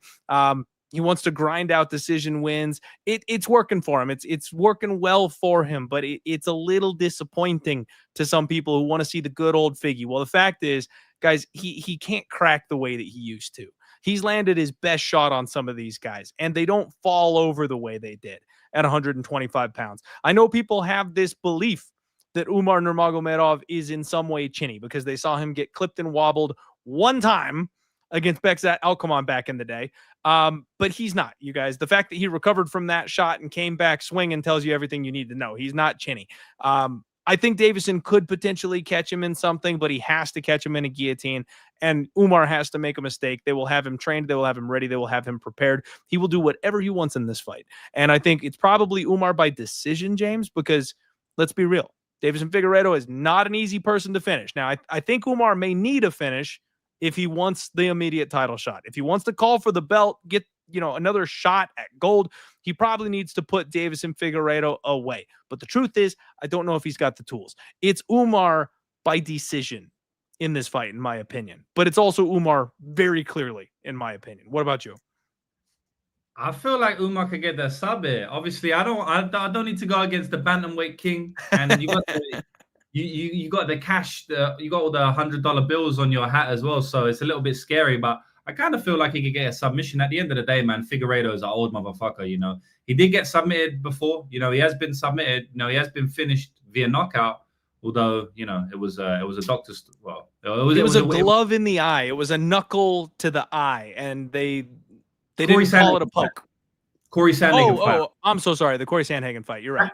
That was also even a weirder one, to be honest. That may be an even weirder one.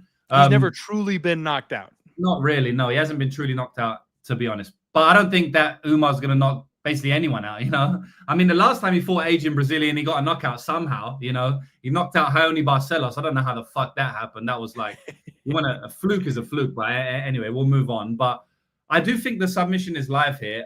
That's all we can talk about. We can't talk about the money lines. So we have to take a stand on the submission, not even the KO. It's literally submission or Umar decision. I don't really see this fight playing out any other way. I want to say shout out to Figueiredo, man. This guy cashed me a plus 200 ticket against Montel Jackson in his last fight. Like, that was an epic fight, an epic win. I was so happy to see that. And it just shows you, man, that even at this age, if you get a big enough step down in competition, you're going to show out. And he showed out in that fight. It wasn't a close fight. Did they give that a split decision? I think they did. That was crazy. He clearly won the fight. That was inarguable. Somehow, he almost still lost it, which is absolutely insanity. But this is a big step up in competition. And I think Umar Nurmagomedov is probably going to be champion one day. And I think he's going to finish Figueiredo with a rear naked choke. At the end of the day, this guy's a decision machine, Umar. So we have to be careful with that. But kind of feel like he get a submission here, Clint. But anyway, yeah, Umar's the rightful favorite, obviously. Yep, it's either sub or decision. We're not going to get a break on the money line. Everybody just sit back and bask in the glory that is Umar, your future bantamweight king. Next up, we've got Arnold Allen taking on Gene Silva. Very interesting fight here, James. Arnold Allen's been gone for a long time. The man they call Almighty. He's been having some real issues outside the cage. He's having a hard time staying healthy, which is kind of crazy because a lot like Figgy, he's never been finished. Like, this is a guy that you have not been able to get out of there. He's fought some of the best guys that you can. He took a life-changing beating from Max Holloway back in 2023. I mean, this guy just is made of steel. You can't get him out of there. And he even went to war with Giga Chikadze. He took a flying freaking knee from Giga in that fight, and it still didn't stop him. So he may or may not be healthy, but he's still crazy durable, and the chin still checks out. So what are you going to do? He's got good boxing. He mixes in the kicks really well. I love the way he cuts angles. He's really intelligent with his striking. But, man, he's taking on Gene Silva in what should be, in my opinion, a bounce back spot. Gene Silva's 16-3. I have made no bones about it, James, that I feel like if you run back the Diego Lopez fight, he wins 8 out of 10. Like, I feel like that was a worst case scenario fight from Gene Silva. Gene looked at Diego and said, "You don't belong in this cage with me." And he overestimated what he could get away with. He made massive mistakes in that fight simply because he didn't respect his opponent. And in my opinion, that's what led to his loss. I think if he dials it back just 10% and goes in there with an ever so slightly more calculated approach like he did at the start of round 2, he wins that fight handily. So I'm hoping we see a revitalized Gene Silva in this fight, because if we do, I think he gets back to the old Gene Silva. The problem for me, James, is he's an inside the distance machine, and he's taking on a guy who's never been finished. So it's an unstoppable force versus an immovable object, and who's going to crack first. This is going to be a high-level fight. I feel like this could be, you think back to when Gene Silva, believe it or not, was on Dana White's Contender Series, guys, and he fought Kevin Vallejos, who, by the way, has a massive fight coming up. Very excited about that kid. And he did take his time. He did respect his opponent. Coming off getting finished for making that error, I actually think this is a Gene Silva by decision spot. I don't think Allen is going to get finished for the first time in his career here against Gene Silva. I think Silva's going to have to fight a good, solid technical fight for a full 15 minutes against a guy who's very well-rounded and very hard to put away. So I actually kind of like an over here. Yeah, I kind of feel like he might get knocked out, to be honest, bro. We might be on I think we might be on back-to-back opposites with you saying that Umar's going to get a decision and Silva's going to get a decision, and I kind of feel like Umar might get a submission and Silva might get a knockout. Okay. We're both picking the same fighter. You know, the both fairly big favorites. Obviously, Umar's unplayable, but Silva's still playable at the money line. So maybe if people are not too confident on either take of ours or even on their own, maybe just play the money line. I could see value in the money line, to be honest. Allen is a good fighter. He's good everywhere. But Gene Silva is special on the feet. And I honestly feel like Gene Silva has elite cardio, but elite durability. Even though he got finished in his last fight, I think Gene Silva might even be more durable than Arnold Allen. How's about that? After just coming off, after getting brutally knocked out in his last fight. You agree? Okay. I mean, he got mounted and TK. You know, anybody else in that spot in round one gets TKO'd. How he survived round one is insane. And then it was a insane spinning elbow. And James, he popped right up afterward. It's not like he was out and they had to pull him off on a stretcher. That's another kill shot. And he got right back up to his feet. He was like, "Why'd you wave it off?" Like, the dude is stupid durable. Crazy durable. And he was split so much. You know, I think it was genuinely stopped because of the blood. Because if you remember, that blood was insane. That was splitting, like the whole octagon was spraying. And obviously Diego Lopez jumped on after, and then he still got back up, but then he jumped on and he was like, "All right, let me just stop this fight. This is absolutely brutal." But is it crazy to say that Gene Silva may have been able to like stall and carry on and maybe even win the fight even after that? I don't think it is impossible to say that. Arnold Allen was wobbled very, very badly by none other than Movsar Evloev, by none other than a jab. Movsar Evloev, the weakest puncher in the division, with the weakest punch in the world, which is a jab, rocked him badly and had him on skates. And if that was Gene Silva, I'm telling you now, that's an unconscious knockout. And I just feel like aging, he has been out of the octagon for a while. This is the new breed of UFC featherweight. Arnold Allen is in that old tier. And Diego Lopez, Gene Silva, Topuria, Vallejos. This is the new breed, you know? And I feel like Gene Silva may get a knockout in this fight. Listen, at the end of the day, man, Allen's never been knocked out. I'm not just going to say this is the luckiest thing ever. I think Gene Silva's going to knock him out, though, Clint. That's my opinion. So we'll see what happens, innit? Okay. Man, this is the one, James. I fully plan on money parlaying Gene Silva, guys. I know that's crazy coming off the fight that he had where he just totally shit the bed and went wild. I can't help myself. I'm going back to the well. Gene Silva will be in a parlay at some point. It's just a matter of who I am tying him up with because, like I said, could win a decision. I think it's this, but I can't doubt this guy's finality. So if somebody was going to put down Arnold Allen, it would be a guy like Gene Silva. Moving right along, James, we have got ladies MMA of the highest caliber. My girl, Natália Silva, is finally knocking on the door of that title. She takes on Thug Rose Namajunas. And I'll just be completely honest with you, James. I feel like the last couple fights, like, I don't know what's going on with Rose.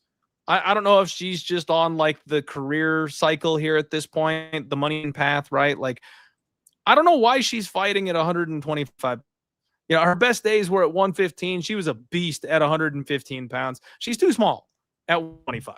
She's too small. And I know she's winning some of these fights, right? She's squeezing by Tracy Cortez. She's going to war with Amanda Hebos. But girls like Erin Blanchfield, girls like Manon Fiorot, like, I didn't think she was going to beat Miranda Maverick. I'll be honest with you. I thought Miranda was actually going to bully her around the cage a little bit. So she's having some success, but it's 50-50 every single fight. She's in the wrong weight class, man. Like, she's got such a skill edge over some of these women, and the physicality is making a massive, massive difference.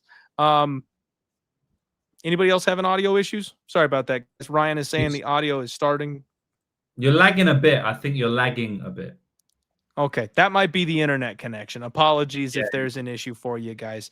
It's that time of day. You know, I know it's MLK Day, so most people aren't working, stuff like that. But right around this time, everybody's turning on the damn TV, and NBA is on, so the internet always dips right now. So hopefully it stabilizes here for you guys for a second. Apologies for that. But I do think Rose is still obviously pound for pound just one of the best WMMA fighters we got. She's incredibly talented, incredibly skilled. She's very tough. She's very durable. But the finishing upside has been out the window for a while. She's taken these people to 5-round decisions. She's trying to win 3 rounds out of the 5. Like, it just really feels like that killer instinct is gone, man. It feels like that vicious nature is gone. The head kicks are gone. She's not the same person anymore. So we're seeing downward falling action for Rose. She's a very good test for a lot of these up-and-comers. And Natália looks like she was built for the title. She's well on her way right now. 28 years old, coming into her prime on an incredible undefeated win streak here in the UFC. She just got a massive win over Alexa Grasso. That one surprised me a little bit, James. I'll be honest with you. I didn't like the minus 250 price tag against Alexa Grasso. I felt like it was a big step up, and while you've got to respect what she's done, I thought that number was a little too wide. And so here we find ourselves in kind of a similar situation where she's an even bigger favorite over Rose. Minus 410 in a 15-minute fight. I feel like that's a tough ask, man. But Natália Silva can do, I feel like, a lot of what Manon Fiorot did, which is control the space, control the range, touch her, get out of the way, don't get touched back. And she's bigger, she's stronger, she's younger. Man, this is Natália Silva all day. I don't like minus 400 on a 15-minute WMMA fight. Yep, I feel you. Hey, Justin, is my podcast, bro. Lucrative's my boy, but no, you're listening to the diehard MMA podcast. I will give my boy all the time he wants. James is my guy. He can speak for however he would so please. But no, you will not tell me to shut up on my own podcast. You shut the fuck up. I'll ban you. Get the fuck out of here with that shit. Go ahead, James. Too right, bro. Too right. I never heard Clint tell anyone to shut the fuck up. So you better be careful, Justin. You're on the bad side. You're gonna get banned. But no, we're good. We're good. I'm just messing. So for this fight, I think that Rose Namajunas' best attribute for her entire career, to some degree, has been setting traps in the octagon, creating dead space in the octagon. As you mentioned, our high kicks, but the high kicks don't come without understanding timing, read, being in the right space to throw the head kick, right? A lot comes before just the head kick. And she's not throwing them out there blindly. She's not missing head kicks every fight, right? She sets them up well. And she sets all of this up, Clint, via her footwork. She has very, very good footwork. Good boxing, but the boxing comes from the footwork. Jessica Andrade fight back in the day, before she got slammed on her head, bouncing in and out of range, making Jessica Andrade look like a fool, because Jessica Andrade, what does she lack? Footwork, right? She just walks forward in a straight line. If you have the footwork to evade her, you do what Rose did in that fight prior to getting slammed, and you do what she did in the rematch. But in this fight, Rose cannot use her footwork, in my opinion. Her best attribute, number one, footwork. She cannot use it. Natália Silva has better footwork than Rose. So what that means is we're going to see a fight where Rose does not have her best attribute. And I think we're going to see that play out in the 15-minute fight where Natália Silva is able to evade Rose Namajunas with her superior footwork. And she's able to kick her. And I actually think that Natália Silva will land a head kick on Rose in this fight. So just as you mentioned the Rose head kick, I think Natália Silva's head kick is going to be the one landing in this fight. I don't think it's going to result in a KO, because Rose Namajunas is one of the toughest girls. Even though she looks like that chick off of Stranger Things, she is actually one of the toughest girls in the division. She is not an actor. She is a real fighter. So I don't think she'll get KO'd here, but I do think she's going to get kicked in the head, probably by a foot, maybe not by a shin, but definitely by a foot. And I just feel like she's going to lose via decision, man. Natália Silva, one of the best fighters in the world, one of my favorite fighters, one of my favorite fighters to bet on. I've never bet against her. I've always bet on her. I've bet on her in basically every single fight. I bet on her in her debut, you know. 5 years ago or 4 years or whatever it was, plus 200 against Jasmine Jasudavicius, and I've been betting on her ever since, and I'm picking her again here against Rose Namajunas. I think she's going to win. Love to see it. Love to see it. That Jazz fight. Whoa, that was sweet. I was with you there on that one. That was a good night.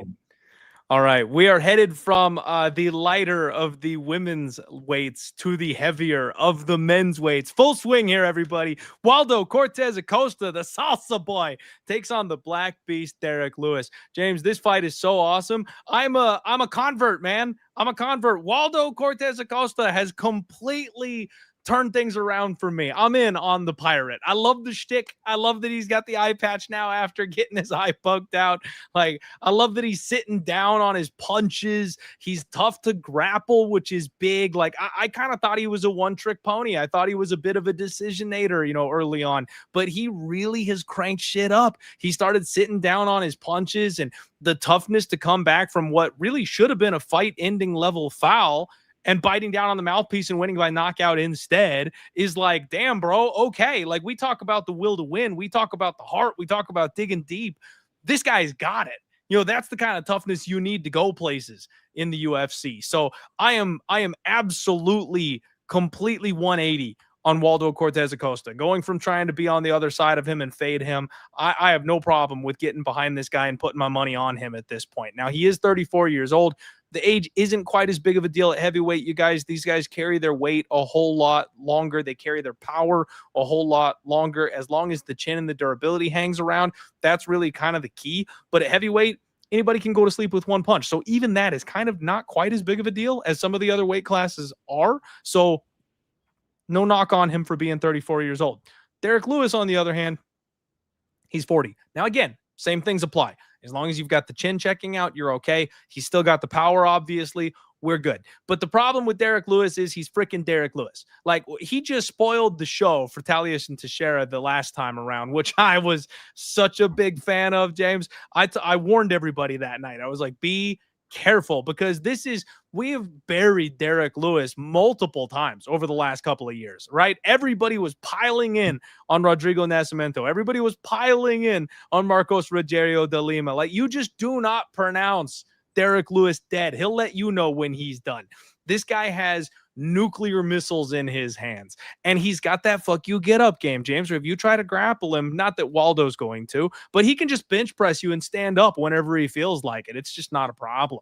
Part of the issue with Derrick is he does end up being a little low volume. He wants his shot, but it's a nuclear deterrent, man. Like, this guy legitimately can just sit back and be like, go ahead, step into range. Let's see what happens. So you got to be careful. And that's what I find so interesting about this fight is you've got durable, volume-centric Waldo against Derrick Lewis, who is tough, who is durable, who's got that one-hitter quitter power, and he carries it late. So if you give him a window, even the third round of a fight, he'll still put you on ice. This one's tough for me because I am converted. I do want to see Waldo succeed. I do feel like 40-year-old Derrick Lewis is maybe the point where you want to fade him. But is minus 300 correct in a heavyweight fight? Do we think Waldo is just going to jab Derrick Lewis to death for 15 minutes and never get touched back? Because to me, I mean, this fight screams Waldo Cortes decision. Like, return to form for Waldo Cortes. Not going out there and banging it out like he did with Shamil Gaziev and Ante Delia, but doing more like he did with Sergey Spivak, doing more like he did with Robelis de Spain, and taking a bit of a slower pace. I kind of like the over 1.5 here as a bet, James. It's minus 140. Your butthole will be puckered for as long as this fight lasts, you guys. It's going to be a tough one. You'll be able to poop diamonds after this one's over. But I kind of think that's the move, maybe. You try and squeeze out a 1.5 in this spot. Don't worry about who gets their hand raised. We could see a couple of guys who don't really want to engage because they respect the power coming back from the other side. At heavyweight, at this number, I'm almost always going to lean dog or pass, man. So I'm not in the business of betting against Derrick Lewis, especially not at this kind of a price tag. What about you? Yeah, I've bet against Derrick Lewis a lot, to be honest.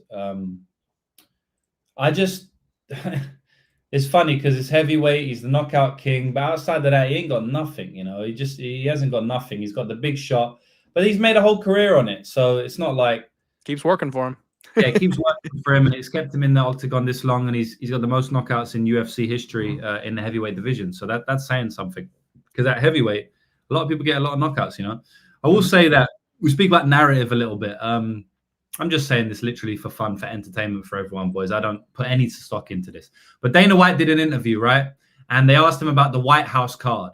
And they're like, yes, the only fighter that I know is definitely going to be on the White House card, or is most likely going to be, because they're asking, is John Jones going to be? He's like, no. Conor McGregor, probably not. Like, all of these fighters, like, no. The only fighter is Derrick Lewis. The only fighter that Trump asks about, the only fighter that Trump asked me about is Derrick Lewis. Apparently, Trump loves Derrick Lewis. So that's the only fighter, apparently, he speaks about, right? Not Colby, none of these fighters who you think maybe, Derrick Lewis, right?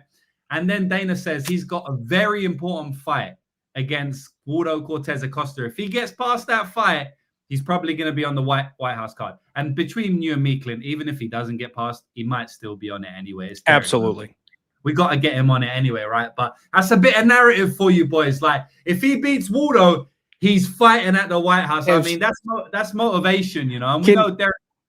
Can you just picture Derrick Lewis ripping his shorts off in front of Donald Trump and Vladimir Putin on the White House lawn? Like, doing the burying thing where he stomps down. I will go so far as to say I bet he's going to have some American flag underwear on against Salsa Boy to call his shot to get on the White House card if he gets that knockout. Now, this is all fun and entertaining. Unfortunately for him, Clint, I don't think he's going to win this fight. Even more than that, I don't think he's going to knock out Waldo. And I think he's just going to get beat up and probably finished in round 3 or decision. So my pick is Waldo Cortes-Acosta, round 3 or decision. Because Derrick Lewis gasses out. He's very durable, Lewis. You know, he doesn't get one-shotted ever. Even a tie to a Vasa one, I kind of feel like that was just more tiredness. He was in a war already, didn't really want to be in there. I mean, the guy doesn't get one-shotted ever. You know, I don't think I've ever seen it. And he's been in there with some of the one-shot kid. I mean, I have seen it, to be honest. He kind of got one-shotted against Pavlovich. Was it Pavlovich? It was Pavlovich, right? That kind of half one-shotted him. Sorry, now I need to make sure I'm right because I hate getting shit wrong. Pavlovich kind of did one-shot him. But to be honest, he got back up, I think, after. And then, anyway, boys, outside of that fight, was the weird stoppage one. That was the one where people thought he could have kept going. Yeah. So it wasn't really a one-shot, to be honest. So I don't really think like the finish is going to come early. Waldo Cortes-Acosta, to some degree, is a decision fighter. I also don't think Waldo's like this elite fighter that everyone's saying now. Like, I don't know where that's come from. Listen, a great knockout against Gaethje. I don't really know outside of that too much what he's done. Like, I mean, the anti-D'Elia fight should have been a no contest. So he lost his fight before that. You know, he's on a 2-fight win streak. All right, he lost against Pavlovich in 2025. So look, I know he's fun and that, but I don't know. He's a decision merchant for his entire career against Chase Sherman and 29-28, 50-50 fight against Andrey Arlovsky. He gets a knockout win over Gaethje and everyone's going crazy. Fair enough. I mean, whatever. But I think that he's much better fighter here. I'll say that. He probably is improving as well. So, yeah, I think round 3 or decision, Clint. I don't know exactly, but I like the over 1.5 based on my read there. Okay. I like the over 1.5, man. And the reality is I want to root for Derrick Lewis, James. I want my boy Derrick Lewis to win this fight. So over 1.5, and then I can just pray.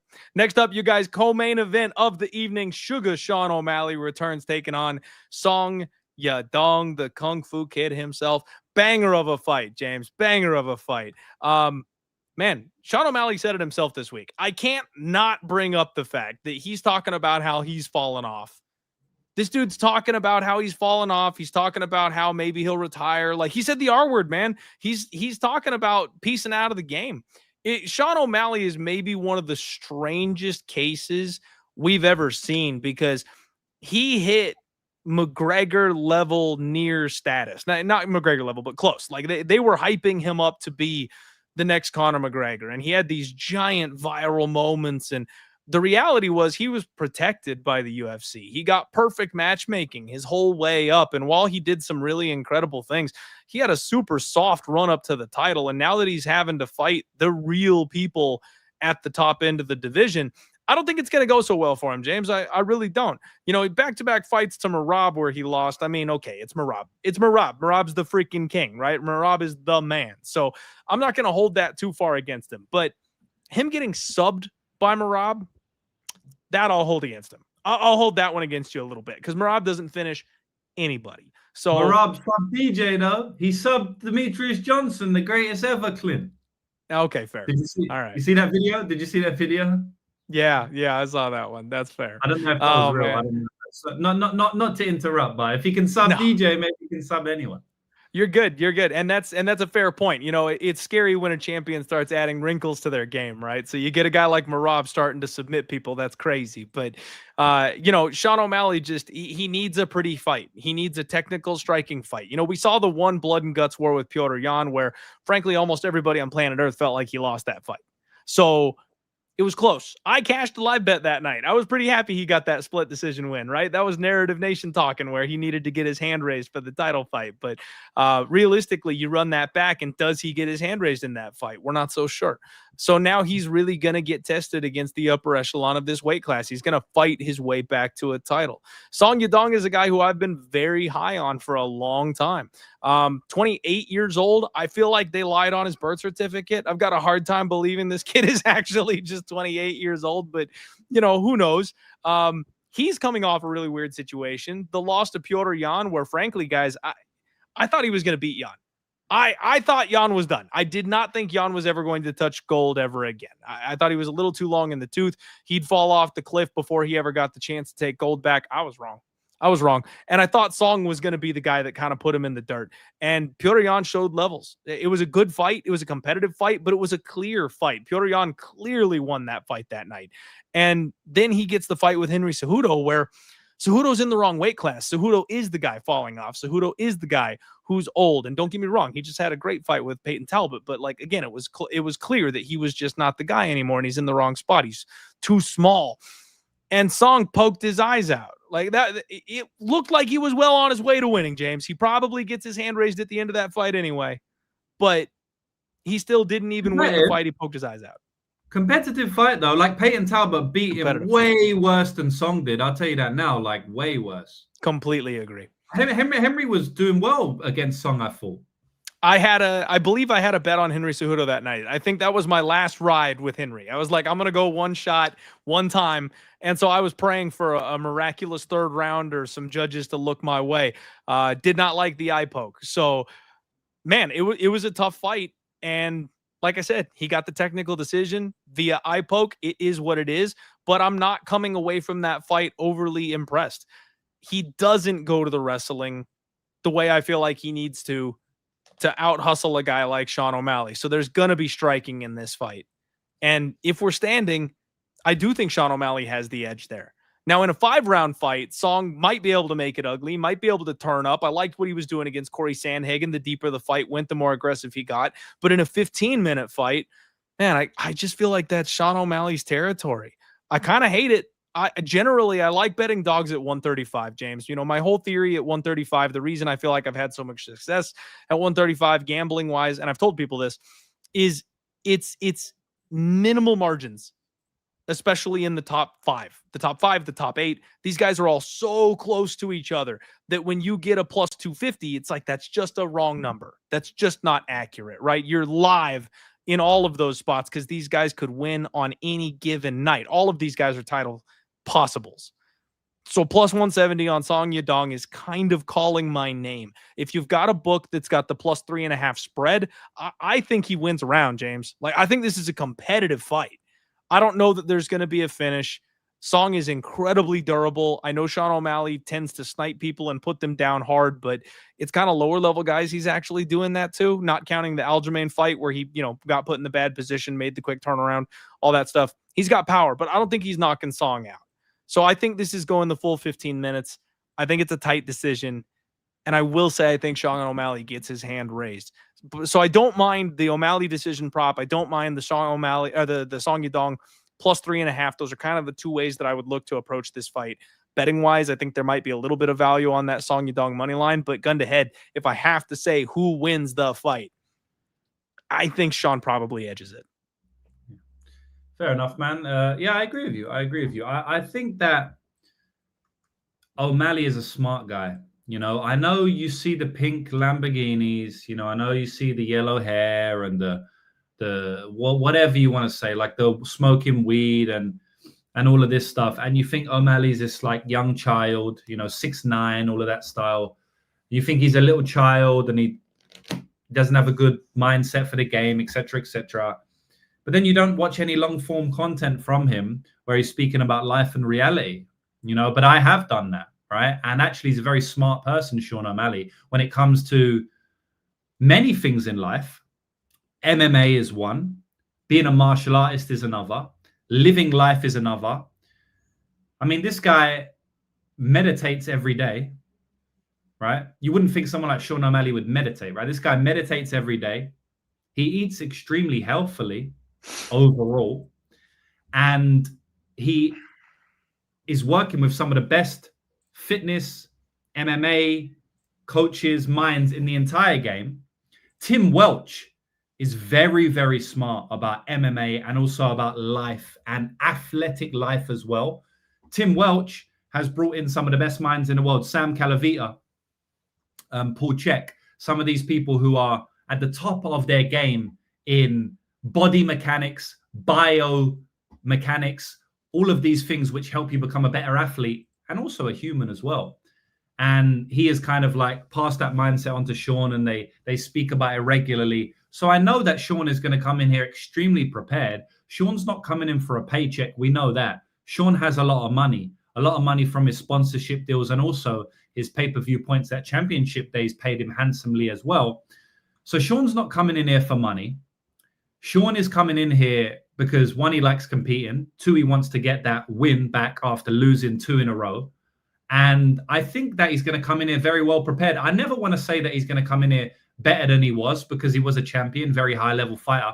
I wouldn't be surprised if we see a very, very high-level Sean O'Malley here. I don't think he's just like, I've lost now, and just goes off the rails. Someone like, you know, Conor McGregor to some degree did that. Got a little bit crazy after certain fights like Floyd Mayweather. Ronda Rousey notoriously did that. We do see fighters take an L, or, you know, maybe perform poorly or get cut and kind of just go off the rails. Sean is focused, man. Sean meditates every day. Like Sean is, I mean, how much percent of the population of the world meditate every day? 0.0001%. People are going to hear that and like gloss over it. Okay, meditates every day. Lucrative said he meditates every day. Doesn't mean anything. Boys, that means everything. 0.00001% of the population meditate every day, right? He's very within himself. I know that if he does something like that and all the other stuff I mentioned, he's focused. So I want to get that out of the way, because I know there's going to be a massive a comment came through just as I was giving that breakdown, which proved what I said, where Groovy's saying there's no way O'Malley's head is in the game. That was posted after I was giving my take, which was people are going to think that O'Malley's not focused and stuff. So there's a whole rhyme and reason why I'm saying this, because I like to dispel certain myths, like Gautier is only athletic freak and he doesn't have striking. I do think that Sean's head is going to game. At the end of the day, this is a fucking fight, and Sean O'Malley was like minus 200. Like, he can lose the fight, right? Like, he's minus 200. That's less than a 70% win implied probability, which could also be wrong. I make my living on the bookies' odds being wrong. I'm not saying it's a guaranteed winning bet for Sean O'Malley. What I'm saying is that I think he's going to come in prepared. And I personally think he's going to win, because I think he's the better striker. And I don't think Sean O'Malley will get wrestled consistently by Yadong Song, who, in my opinion, doesn't have the wrestling. I also think Sean O'Malley is better at jiu-jitsu than Yadong Song. So could I see a triangle choke set up for Sean O'Malley into reversal? Yes. Could I see a submission? It's a bit tougher. Could I see a guillotine into reversal? Yes. So I got Sean O'Malley for the decision win here. All right. You and me lining up pretty well here on this one. I feel like I love the in-depth take on that kind of stuff, man. Maybe I should start meditating. All right, everybody. Main event of the evening. We did it. We made it. It is Justin, the highlight. Gaethje taking on Paddy, the baddie, Pimblett. And I know there's no actual title on the line, you guys, but this was supposed to be a fight. There is a title on the line.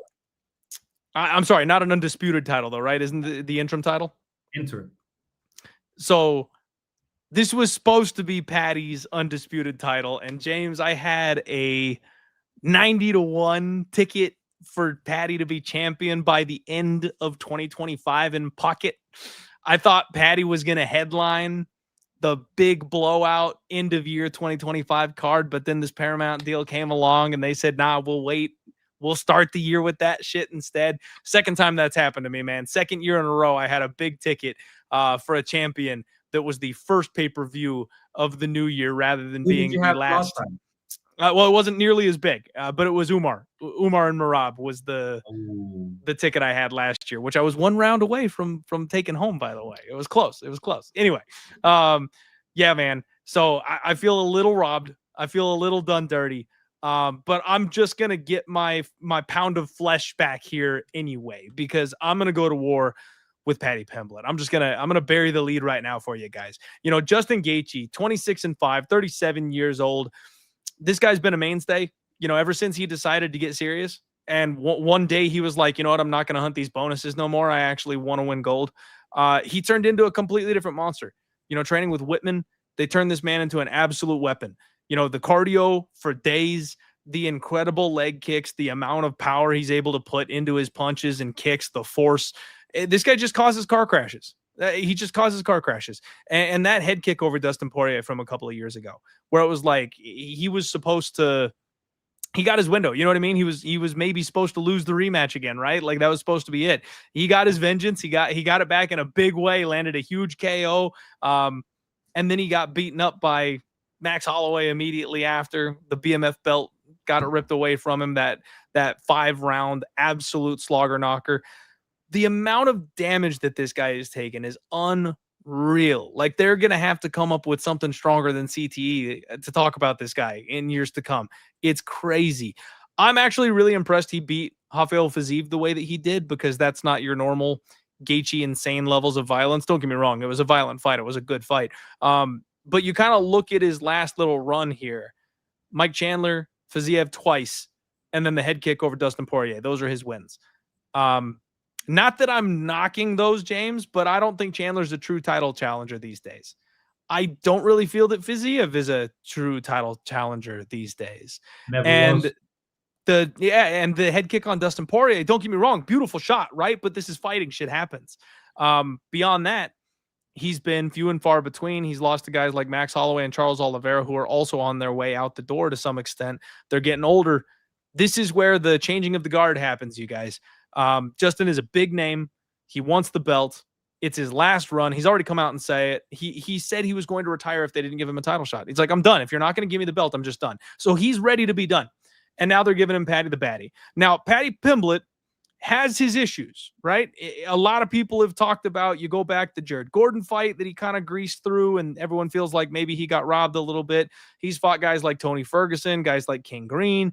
You know, he hasn't fought a who's who in the UFC. They have built him, much like they did Sean O'Malley to this point. This is it. James, this is shit or get off the pot time. This is the moment where we find out if Paddy is really a title challenger or not. Because if he goes out there and he gets leg kicked to death and he gets his ass whooped by Justin Gaethje, it's all over. You're never going to be able to piece together the shattered image that this guy had. If he had lost 3 years ago, different story. At this point, it's all over if he can't get it done here. This is a crucial moment for Paddy to prove that he belongs in the contender circle. And I think he's going to bring absolutely everything to this game, man. People talked about the King Green fight being, you know, a bit of a fluke, the weird grappling scenario, etc., stuff like that. He found a way to hustle a guy like Michael Chandler and beat the brakes off of him with his grappling. This guy's got a 6 submission game. His striking is improving. He's got God-given natural power, and he's big, James. He's big for this weight class. He's big, he's tall, he's long. I think he's going to crush Justin Gaethje. I like Paddy the Baddy here. It's a weird spot to be talking about laying chalk on a guy like this who's unproven at this point versus a guy who's been here, who's done that, who's beaten guys at this level. But I think Gaethje is very close to being done. I worry about his chin and his durability. And frankly, I'm going to go with KO. I know Justin Gaethje can give up the grappling. I know he can get his back taken. I know he's been subbed several times before. But I think Paddy's going to catch him with something big on the feet. I think he's going to put him 6 feet under with like a knee or a hook when he comes in a crazy like exchange or something like that. I think Paddy's going to knock him out. Wow, that's a hot take, Clint. Obviously, you was calling for Paddy to win, and he's minus 250. So I wasn't, too hyped up. But you ended with Paddy's going to knock him out. So that's a hot take right now. Like most people are going to say, listen, Paddy can win the fight submission. Maybe he can ground and pound him. Are you saying he's going to knock him out on the feet or ground and pound like Chandler? I know on the feet. Wow. On the feet. I mean, I think obviously if he gets in a dominant position, he can finish anybody ground and pound on the mat. I think he's going to ice him on the feet. I think he's going to catch him coming in, or Gaethje's going to mistime something where he's fading away. You know what I mean? I think he's going to pull an Umar where nobody sees it coming. He'll hide one big shot and he'll just rip one. And it's going to be too much for the chin of Justin Gaethje. I love that. What I will say is that Paddy Pimblett has one of the best question mark kicks in UFC today. Come at me, comments. I'm ready for it. I'm going to duck you like Paddy's going to be ducking the shots of Justin Gaethje. Paddy Pimblett has one of the best question mark kicks you will ever see, because people are disrespecting Paddy striking it. Listen, I don't think it's too pretty. I think his defensive striking is not that good, but offensively, the guy's a bit of a whirlwind. He's very big for the division, very strong. And man, he's got one of the best question mark kicks, and he has good kicks in general. And his hands, he can put some punches together. He's not the best of all time, but flying knees are there. He hurt Michael Chandler badly with a flying knee before he finished him. Like Paddy Pimblett has got some skills. I'm going to say that right now. He's got some skills, man. Very dexterous with his legs, very flexible. And I think that he also could hurt Michael Chandler on the feet, just like you. I'm not going to go outright and say he's going to knock him out on the feet. That's a hot take. I love it from you. One thing I will say, though, Clint, is it really is the time where we see if Paddy Pimblett is for real. Because I've got Justin Gaethje's record up in front of me. This guy's lost 5 times. So his first loss ever was against Eddie Alvarez, former lightweight champion.